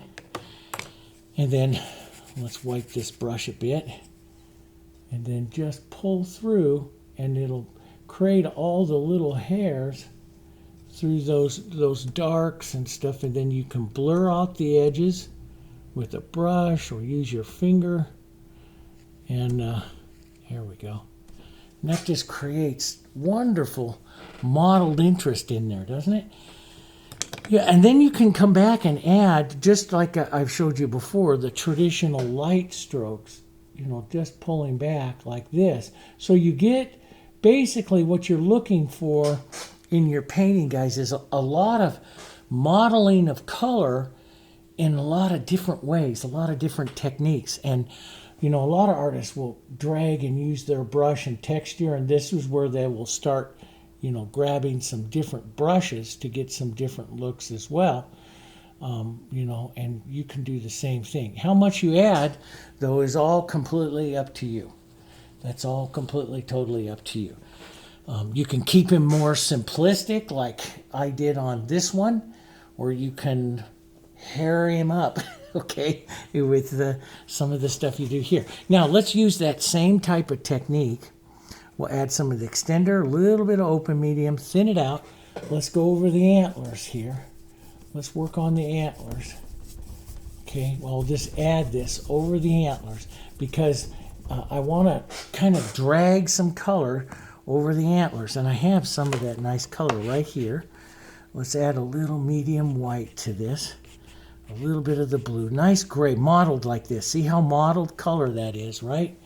And let's just drag some of that. That gives us something to work color into, and it's sliding right over the color I have here already because of that open medium. It's just sliding right over it, so I'll get highs and lows and different looks, and that's wonderful. Now, this is the shadow side, so let's cool this down a bit, right? And let's push this in. See, I love it. This works so well. It just slides, and you don't want to do it so much that you blend. Does that make sense? We don't want to blend. We want the color variations. Let's get a little yellow in that too. We want these color variations here, right? So let's push this up. This is all coming. Remember, that horn is sitting like this. That's why it's shadowed. So it's going up like this onto the outside. So we want to kind of curve it up, but we also want to push a little bit up like this, right? And see, if I push hard, I'll lift up some of that other color there. And then on the original one, I took some of my burnt sienna and some blues and stuff here, and I just start pulling back light, and just light pressure on this, and that gives, and short marks, because we want to keep this kind of chunky. Their antlers are not smooth. They're chunky. So let's build this color a little bit heavier down here. Drag this down here. Oh, that's good. I love that bit of texture that's on that. Let's take a bit more blue, burnt sienna. And of course you can add, you know, if you want to add more of the lights and vein line, you know, lines, antler lines and stuff like that, you certainly can. Let's just drag this edge. And I'm stopping and lifting a little bit because I don't want to pull one big long continuous line. I want this edge to break a bit as it's coming down through here, picking up some of this other shapes and stuff there, right? So, and that looks a little bit too even, so I'll take some shadow here right up against that edge, and let's just break that. I don't want even or smooth kind of strokes, if that makes sense. Okay, now let's go up. Push in the other side here. I will use my finger on a lot of this to blur some of those shadow lines. I don't want them too extreme. I did them pretty detailed on the original one. But you know, he's smaller, so, but I want these a little bit softer here, just like that. Okay, and we might even come out here a little medium white and yellow here. Add the edge, which is the light struck edge here. Little light struck edge here, like that. Okay, maybe a bit of that light, a little more yellow, maybe a touch of burnt sienna, a bit of that light right down through the antler here, just to say we did it, right? And some warm siennas a little, so we have that deeper, cooler shadow. Some siennas. Break your edges. Keep it soft and very painterly, right? It's what I like. I like everyone to know it's a painting. I used to paint realism. I don't like to do that anymore. I figure people who are buying it because it looks like a painting. And that's what I like to portray, a painting. Let's take a little deeper shadow and lift off right up through here into this horn, this antler. Break some of that. Get some of that beautiful line. Make sure you step back and look at it, right? Step back and look at it here. Break some of this around here. Some of this shadow right up in here.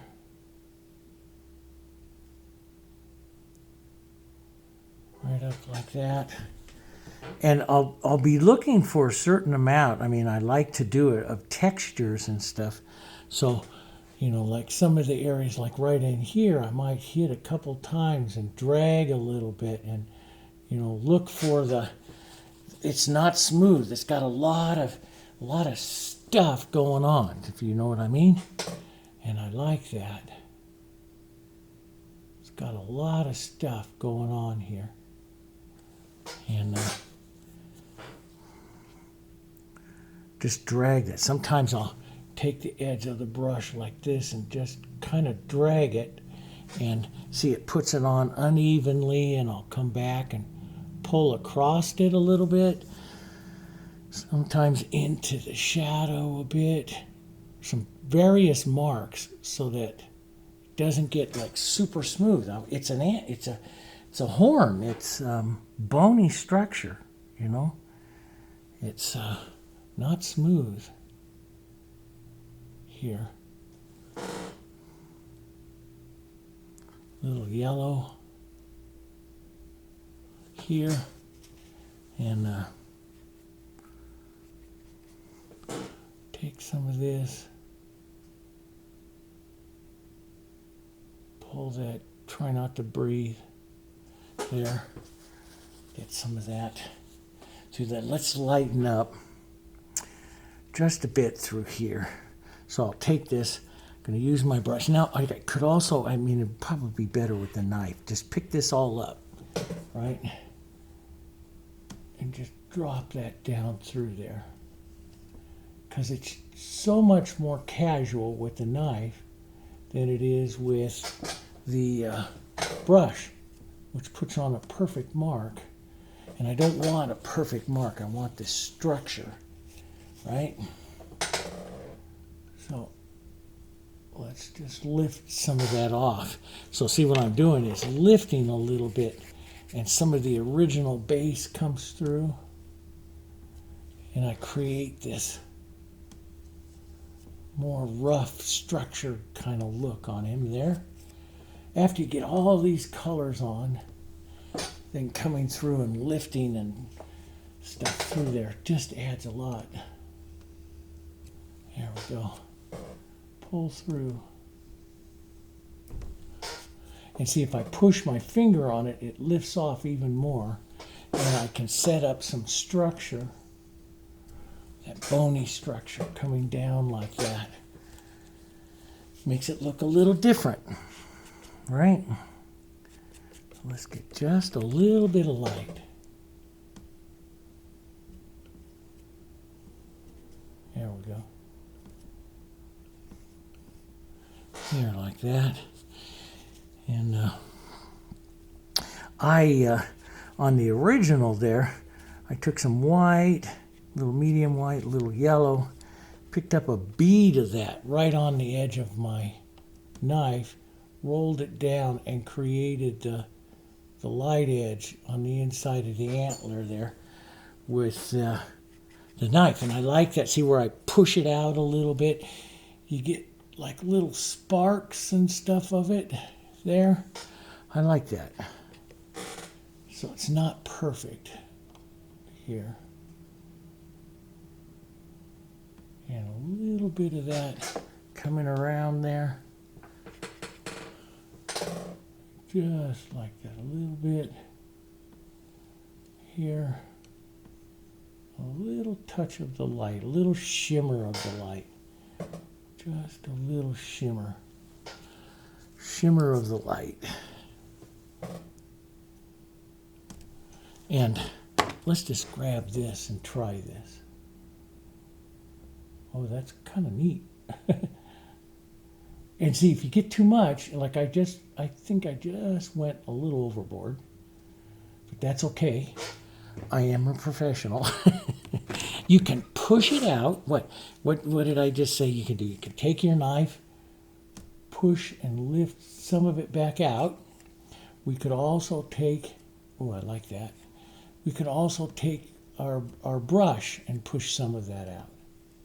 Does that make sense? So we have lots of ways in which we can do some of this, some of that, right around like that. I love that pushing out, that look to the horns there like that.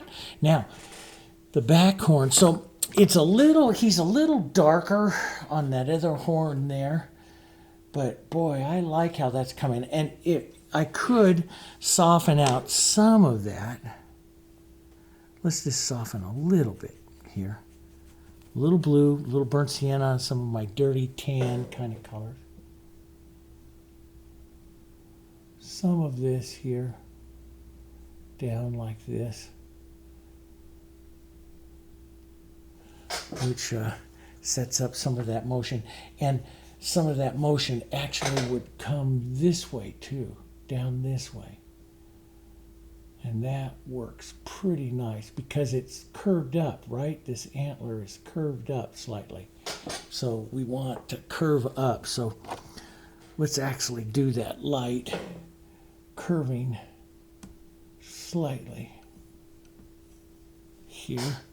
Okay, drag that slightly. There, that looks pretty good. And then break that up a bit. So it's not quite so smooth looking. I don't like the smooth blended look.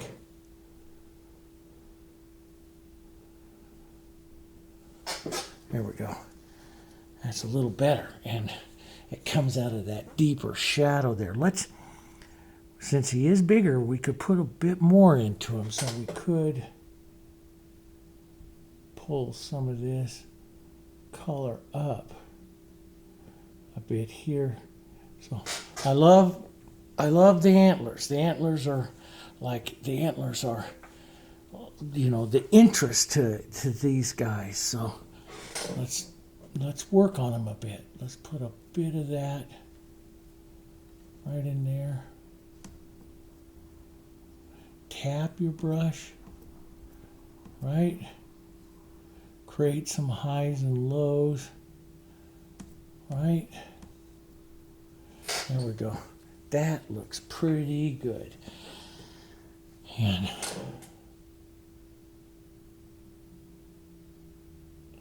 don't breathe. There we go. Okay. Yeah, don't breathe. There. Like that little dark up on the forward ones here. There we go. That looks nice. Now let's go back over to the light one there. And I put a little bit of violet and stuff in it. So the light one's really going to be over here.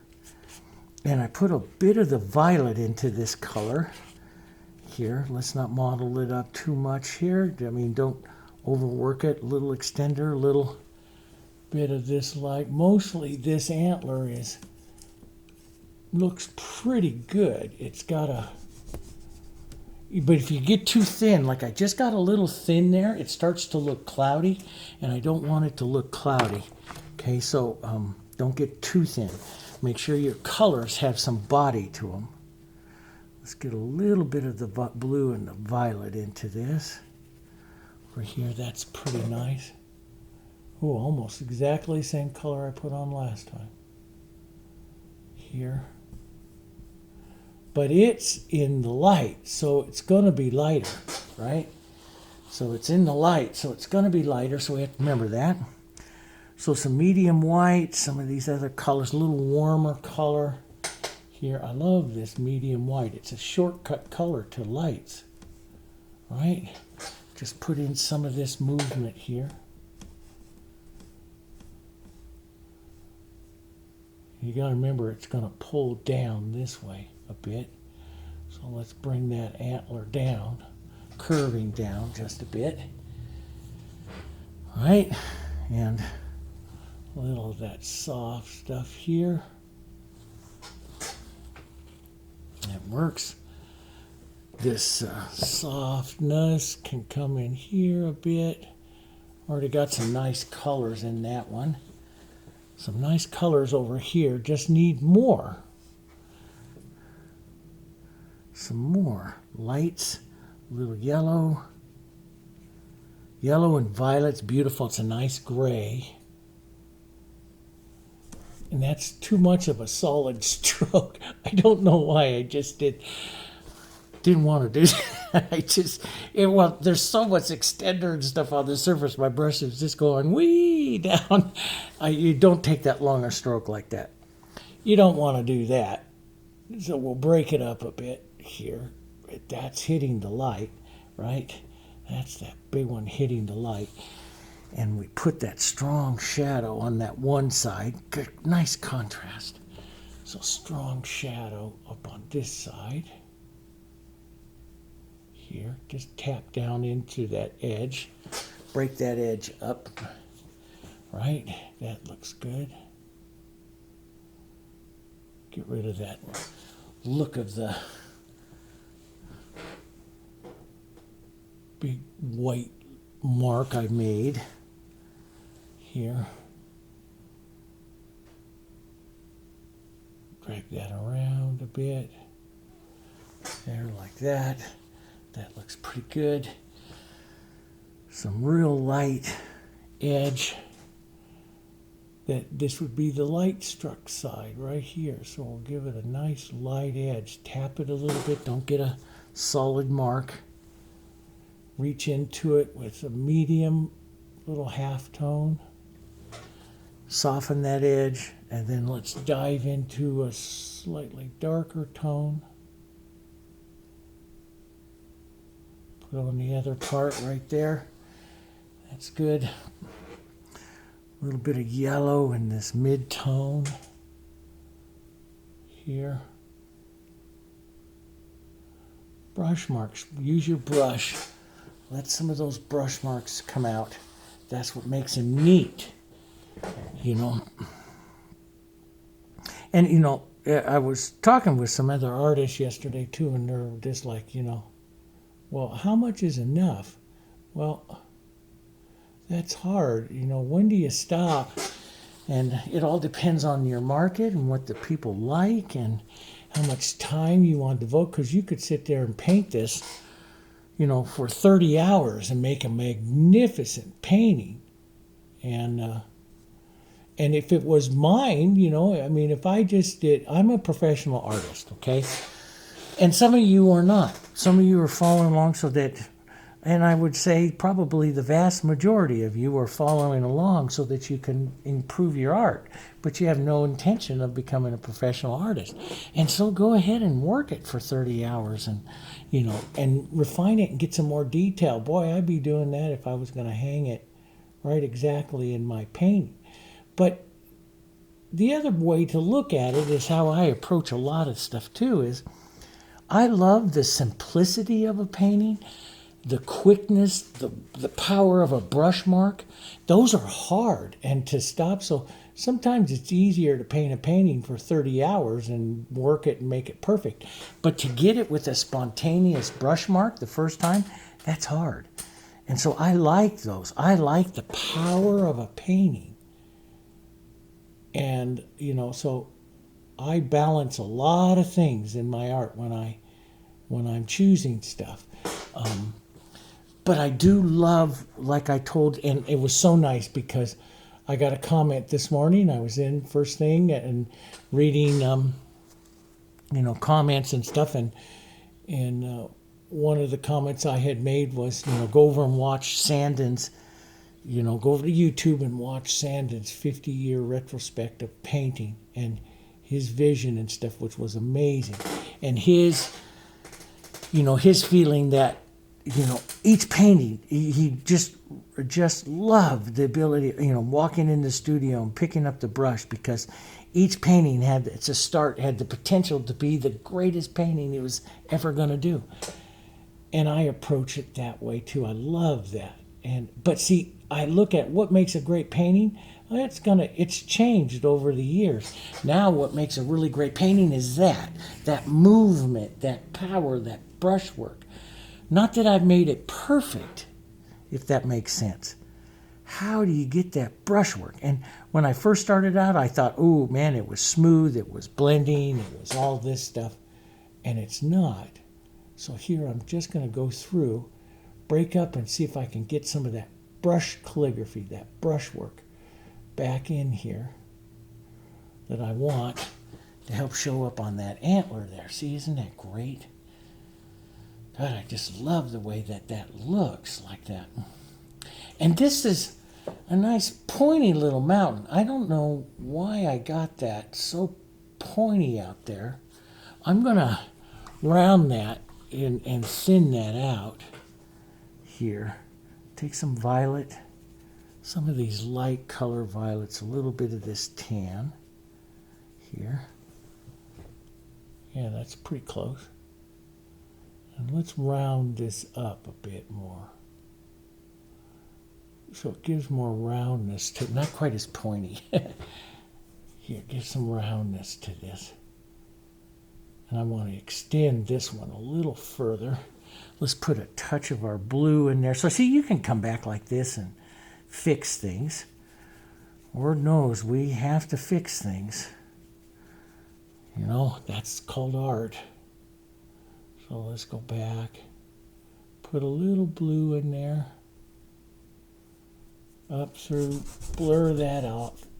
Well, not quite like that casual. Okay. I love that. Ooh, let's just blur that tip just a bit. Ooh, that looks really neat.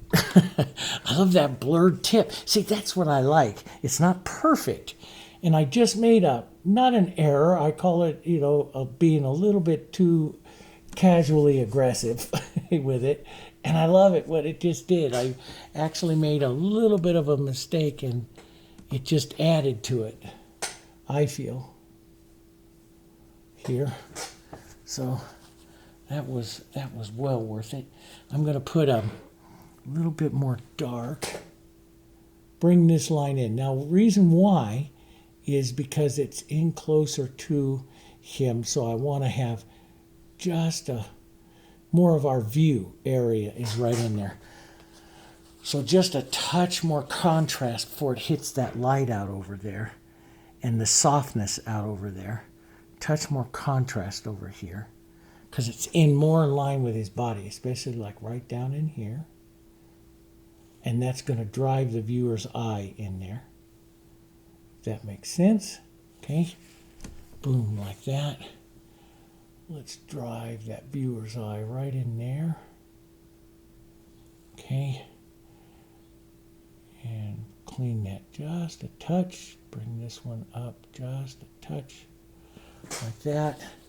That looks pretty good. I love the softness of that. Now, sometimes in the antlers you even pick up like the little lines. They're almost like little fissures in the antlers, and so you can have those or an idea of some of those that's up to you whether you're going to put some of that stuff in there. But there's details like that you can do. There's, when you come back up in here, and you'll see even as the painting gets bigger, you can add more things, of course. So if you wanted to blow this guy up even bigger and do a bigger one, I would certainly be looking to adding some of the bony structures and stuff that you have here. This guy is not really quite that big enough to do that, but you could, those of you that are well dedicated to it, you can do that. Just use your little brush and come in and add some of the little bony structure lines. I started just a little bit here and then I stopped because I was like, that's too much for this size. And again, it gets into detail, and I'm more into the brushwork, part. I love my career now to be about power, brushwork, movement, the incorporation of colors, and with these type of techniques that I was looking at, like with the flowers and the landscape we just did, and now this one, I'm looking in like this, how that color flows in and out of there. That's what I'm looking for. That's what I want. So I'm going to push a little bit of this structure right down like that. That's really neat. And maybe a bit of that dark. Let's bring that structure right around so it fixes right there. And let's bring this structure kind of shadowed right up in front of it. So you pick that up there. And because it would be, this comes down a bit, and that might be too dark, so we just run through it a couple times here. There we go. Just like that. So now, see, that's pretty good. I kind of like how those look there. Let's put now. So if you're going to go back and add things, like I'm going to go add a shadow here, just right around in this area. But you got to remember where that shadow and stuff sits. So if I deepen that shadow, this would be the shadow side because light's coming in from this way. So I can deepen and pull across here a little bit. That would be the shadow side. Does that make sense? So let's add just a touch in there. And this bony structure on this one, I really liked on the 14 by 18 one, the smaller one, where I pulled this bony structure down a little bit into the, I found a mousse that had that, and I really liked that. So it gave just a little bit more of a structural interest there. So I like that. But you can see on the big one here, you can play that a little bit more. You can be a little soft. Let's warm that just a bit.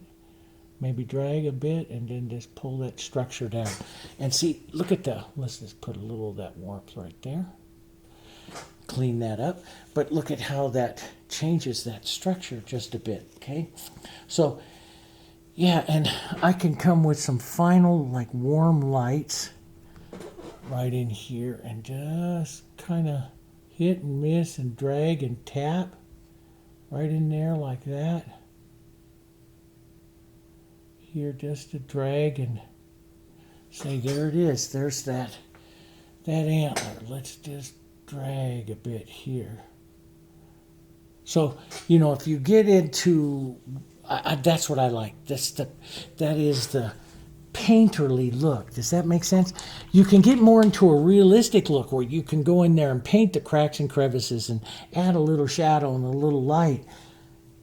And, you know, if you want to do that, for me, I want to try to capture it as much as possible with paint as quickly as possible, if that makes sense. That's the power of it. Let's come back up over here. I'll put a little extender, okay? And overall, I really like the way that he looks. I don't want to do a tremendous amount in here because I love the softness, some of this in here in the tonal. I could come in here and start really texturing him, but I like that texture coming right in here, if that makes sense. And I like the softness coming out here. So I'm gonna work on my softness and my edges here just a bit. So I'm gonna take some of my blue, some of my soft color that I had here, and I'm gonna deepen it right along this edge here. And I'm going to actually paint into him just a bit because one of the goals was this softness, wasn't it? Some white, some medium white, some of my blue here, right? One of the goals here was this softness that I wanted to have. So I have that. Let's take a bit of our burnt sienna and come back right here. Now, what I want to do is blur like this.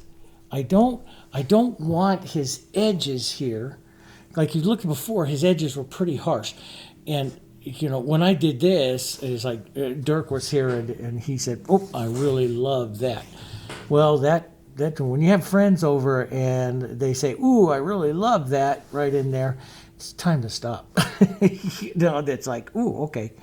Maybe that's what that really needed. So I'm going to put some color on here and bring back this nose and stuff. But what I want is this. You see, as I'm working this, I'm breaking these edges. So I'm going to soften my brush here and even put some of this bluish kind of color in here and just blur out and soften this edge a bit. It's the softness of this edge, and I want to work it a couple times because you can bring this in a little harsher in some areas, but back and forth here and blur those edges. And it's the edges that really make a painting. You know, and for the longest time I would hear all these masters say, oh, edges, control your edges. That's what really makes the painting, is those edges. And I was like, what they're talking about? I mean, I have an edge. No, you have a harsh edge and a soft edge. So I'm going to bring it out maybe just a little harsher right here, more of a found edge, and see what that looks like, because I like it to go lost and found there. And you'll notice that some artists will blur and create a sunspot and stuff like that, and you can do that. So right in here, I have more of a nice found little edge right in here. Here I'm blurring it out a bit, and I'll probably blur this one down a bit. So I'll put a bit of softness right over the whole thing. It's got a bit of purple in it down there, which I put in. So let's grab some of that, some big brush, right? Big brush.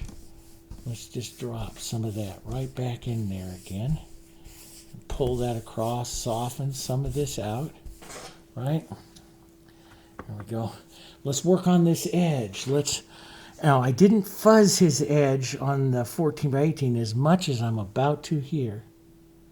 Just lightly through that to create this real fuzzy, dream-like look, okay?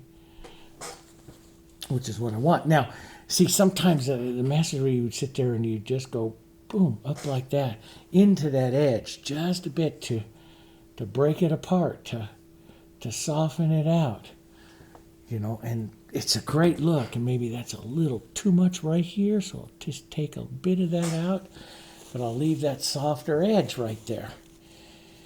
And that's what you look at. And, you know, I saw this one that had real bright, almost, this one painting in Rungus, he had these real bright, almost blues and stuff back here, you know, as a spot. And that might look kind of neat back here. Let's just see here. Just a little bit more of it here. And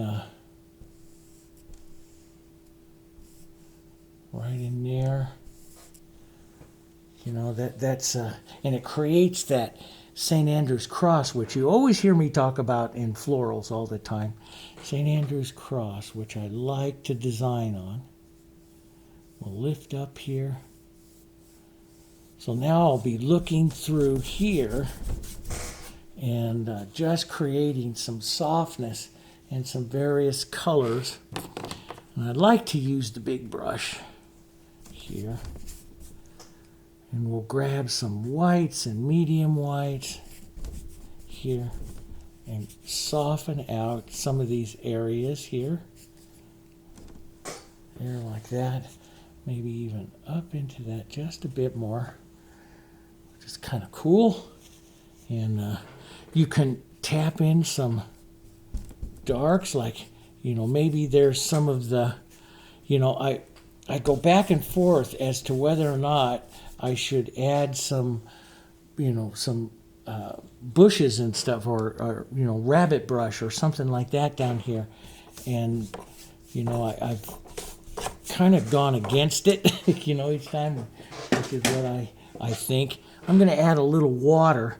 This will thin it and cause it to slide even more. And what it does is thins out everything that I'm doing here, almost like a watercolory look to it. And I use that to soften the very edges. So, but, you know, if you come out through here, if you want it even softer, grab your white, because that's your softening. That's your background, right? That's your, and so I can soften any of this out here as my background. But, you know, look for, you know, like you could just sit there and go like this. Boom, there's light. Just push some light like this and leave it. That doesn't hurt anything. That just looks great. You know, it's just a softer, and it's a mark. It looks great as a little mark. So if you feel that this line is too vertical, come across it a bit. You know, just come across it just a bit.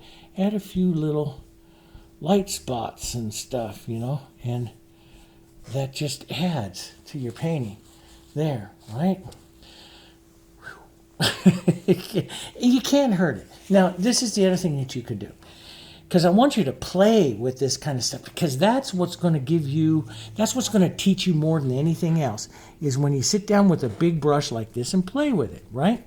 But it's scary. I understand it's scary. So you can dry everything really well. Summertime here. Go set it out on the parking lot out there for a little bit, or on your driveway. Let the sun beat down on it. Dry it all out. Then give it a good coat of sealer. Now I mix up sealer with a little bit of water. Make sure it has cooled down completely before you do that. Mist the whole board with a little bit of water. Put a coat of sealer on it or a coat of glazing medium on it. Let that dry completely. Give it at least 30 minutes, 30 minutes. Then come back and do this. And if you don't like it, you can take it off. You can even take it off with a little bit of water. It won't hurt it. Won't hurt anything you're doing. So it's a great safety thing out there. It's a great safety for playing around, trying some things. I'm just going to take some water. I know this is off camera, but I'm just softening the whole thing. I'll put a picture of everything here towards the end. I'm just softening and adding some marks here that I think would be fun. I really like to add the strong verticals and horizontals into things. That's where we're like, I want a lighter blue up here too.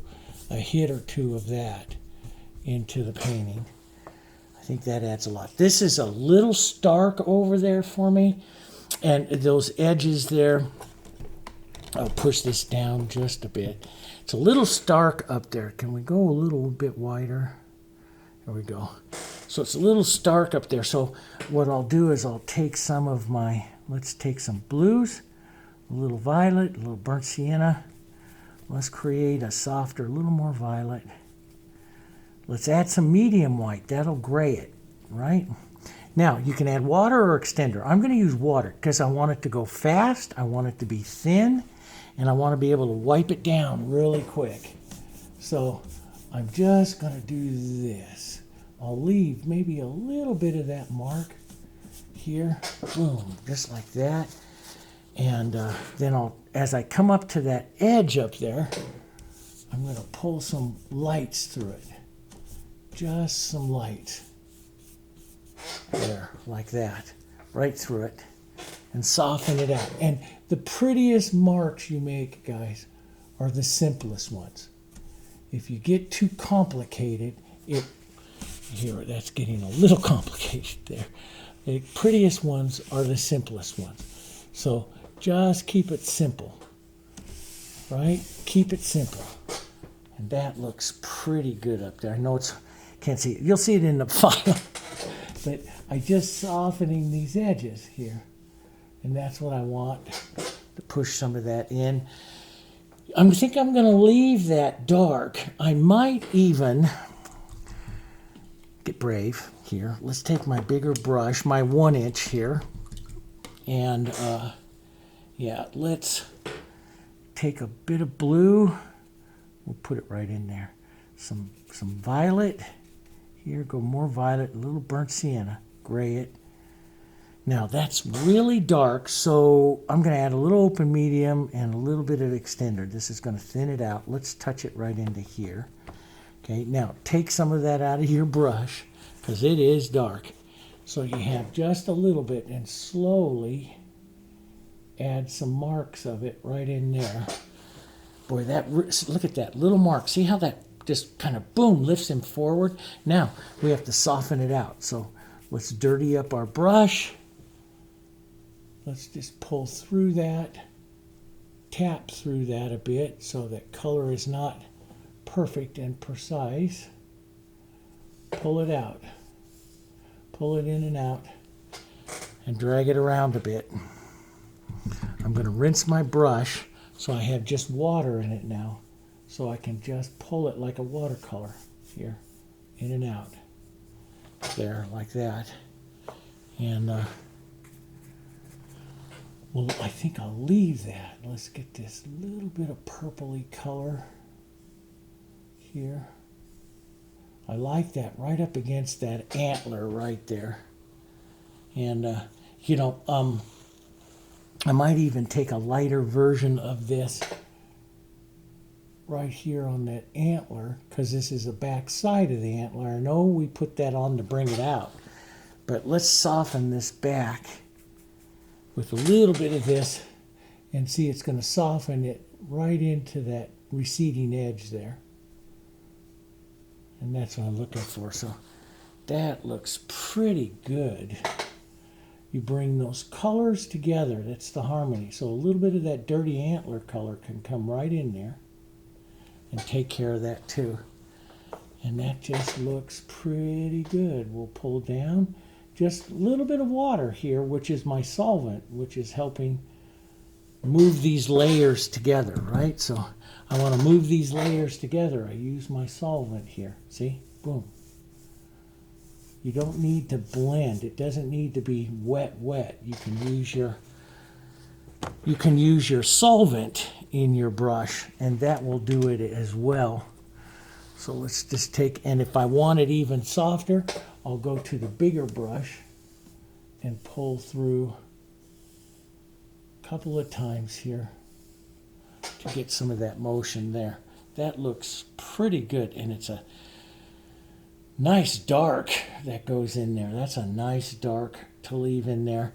I could put a touch of that dark. I put light in on the original one here, but I could put a touch of this dark right down there so the viewer picks it up again, you know, in a few areas, but maybe not quite as dark, right like that. So you're picking that up, traveling down and slowly getting lighter out here. So it's just fun. This is the last little bit of it that just makes it all so much fun. Picking out the colors. And, you know, again, if you are, you know, at all apprehensive or something, just give it a coat of sealer and try it. I think I'm going to take a little blue and some white and a real bright little spot of that blue, which is almost a complement here, which will really kind of see that blue, that little spot right there. Just a spot of color. Take a little, you could use extender or water. I'm going to try a little extender here first because I don't want to cut through, I want to add color.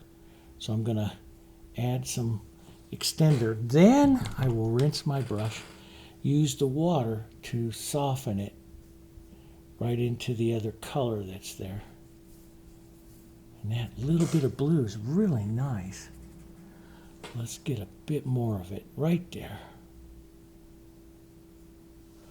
There we go. Little touches of it. There we go. That looks pretty neat. Maybe a little spark, right?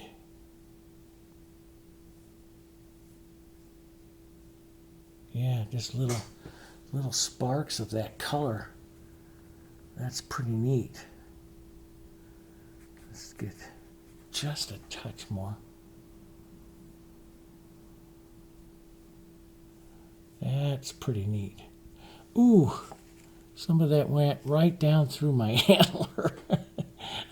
Some of that thick color dripped right on down through my antler. Darn it. Well, you know what? You get yourself a chance to do it again. And that reminds me of something here too, which is kind of neat while that happened, is I've got to put a little bit of, I totally forgot about that. So some of you have painted with me forever. How come you didn't tell me? We should put a bit of this blue and stuff here into our, remember, good wildlife painters. You know, put some of that right here into the antlers so that they for harmony, right? Pick out right into the shadow sides here. Streak in a little bit of the blues here into those antlers. Oh, that I almost forgot that. I shouldn't have. Something I tell you guys to do all the time. Here, and it's just so pretty to do that, to add some of that. Let's just add a bit of this under the underside here. See, that's a little too much, but I love it. And maybe a touch of even a highlight right there. I love that. You look at the contrast that gives that. Boom, there it is. It's like, look at my antlers. They're beautiful. And we'll, you got to talk to them. You know, funny story. My mother, who is a very famous artist as well in folk art styles, and we were painting little tiny folk art people, little characters, one time, and she always paints the cutest little characters, and mine always look kind of stiff and everything. And I was like, Mom, how do you paint such characters that have so much life? And she says, you have to talk to them. I'm like, okay, my mom's lost it. But it's true. She says, you have to talk to them. She goes, you have to give them an identity. You have to give them a personality. It's like this moose. The more I paint on him, the more personality he has, and the more life I'm giving him, and the more I talk to him.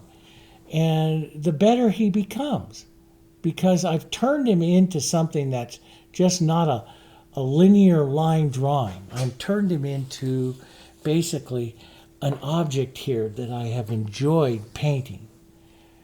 And and this is giving him his life, if that makes sense.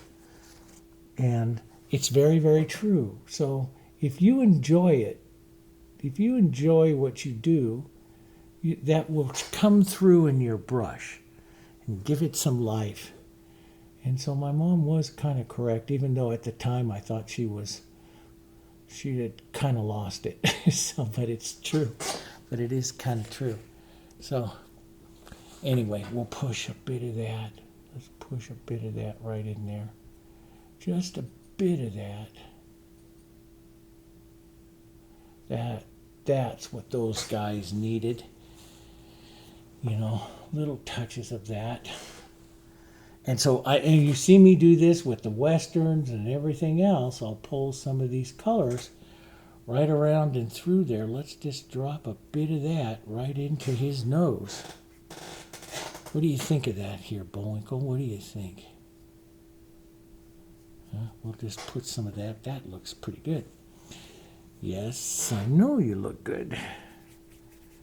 So let's just blur some of this up. Some of these back legs. Let's take some of this violet and stuff, and we'll go up just a bit here. Break up some of these edges. This is where I really like to take large brushes, large colors and stuff, and kind of just add some movement down here like this. Could be anything. Brush. You could put some yellows in here and kick this all up as brush and stuff if you want. I'm just going to let the lights take over, right? I'm just going to let the lights kind of take over here and leave that here as the end of this part of the painting. And that'll look pretty good. So there you go. Yeah, I think, should I put a little bit more in there? Ooh, that's going to be, I'm going to have to sit down today and maybe look at him, or this evening, look at him and determine how much more, or do I want to do something a little bit more here, to soften or add more contrast or add more textures, and that's where I will come in with the knife to kind of finish up something like that here. Like I'll take the knife, let's take a little orangey color, a little red, a little yellow, a little bit of white. I have some paint left over now, so it's good to try, but tap that in and maybe look at adding some textures right in here quick. And that's the beautiful thing, because see, the knife can add little marks like this, and at first you put them on it, and if you're like me, first you put them on and you go, oh no, but then they start to sink in a little bit and stuff, and it really looks great if you can just give it a few minutes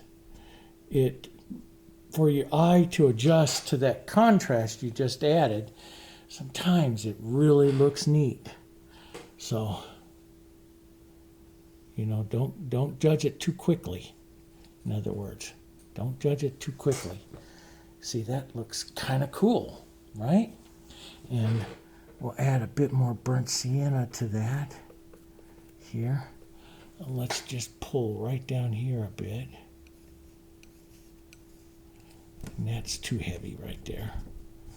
But you get the idea, right? That's a shadow that comes in there. So I'll just take some blue in the shadow, push that in, and then come back and push this in. Oh, I got that light little edge right there, and that's where that's coming from. Here. Yeah. And at any time you can just start backing it out. But see, all of that little modeling of color is great. Look at what it does to the side of his face and up and through there. That's what really does it. So you can play with that and you can add those textures and stuff, okay? So anyway, you have that one, which he is more, I'll try to get that video. I filmed him, and I'll try to get that video up there. So what I did was a lot less hair and more just general poster block painting in of lights and darks, and then I come in and soften some of the edges. Here I did a lot of that and added that in there with the you know, some of the brush and the textures and a little bit of hair, because I have some of that movement. I can do that. I could add that in. So yeah, it's up to you. You know, how much you want to see, how much do you want to do, how much detail. I love this. I love the look of this. I almost want to, you know, in the original there I kept it pretty dark, but I almost want to add a lighter line, a warmer line right down through here. And this is kind of stuff that you'll think about, but let's just gray that just a bit, but almost like a little warmer color right down into this, like the sun is. But we're not on the, we got to remember, Dave, you're not on the light side of him, you're on the dark side of him. But a little bit more. See, and this is dry and this is easy to do, and I can soften that out. I had a little bit of open medium, a little bit of blue. I can just soften all of that back out just a bit. But see, I can gently leave, short stroke, gently leave the idea of that warmth coming right down through there. So you can play with this. Once you get this beautiful tone in on him, then you can play some of these lights and shadows a bit more, smaller marks, and set up his anatomy, his structure just a bit more. But he's a lot of fun with that. So play around and try it, okay? So if you like this, please give the video a like. I appreciate it. Like or comment on there. Tell me about it. You know, what you like about it and everything. Be very gentle with my feelings about what you don't like. Okay? But, you know, and have some fun with it. And I want to do a larger formal floral with this type of look. So I think that might come next. I know I'm down a landscape and stuff, so I want to do that as well. But you know, I think maybe a lighter floral so that we can take that another direction as well and see a larger formal floral. So maybe that'll come next. Okay, I'll try to get that up here maybe by the first of this next week. Okay. So anyway, and please like and share the videos. Please help us to grow our channel. That's what we're trying to do. We try to do as many videos as possible for free, and that only comes when you guys support our channel. So if you're not a member, please go over there. And it's only, you know, be a part of a membership to support the channel. It's just a few bucks a month, and that's, you know, that helps us out a lot. It helps us because I pay people to help edit the video and stuff like that. And so, and everything from that comes from the channel, everything that comes from the selling of my paintings and stuff goes into doing just that, to support as much free education as we can put out there, okay? So yeah, it would help us out. All right. Thanks very much, you guys. Leave a comment, click that like, click that subscribe button, and make sure you click that bell so you know when I get a video out there. And again, I answer this a lot, almost on every video. Every link for everything I do is down in the video description.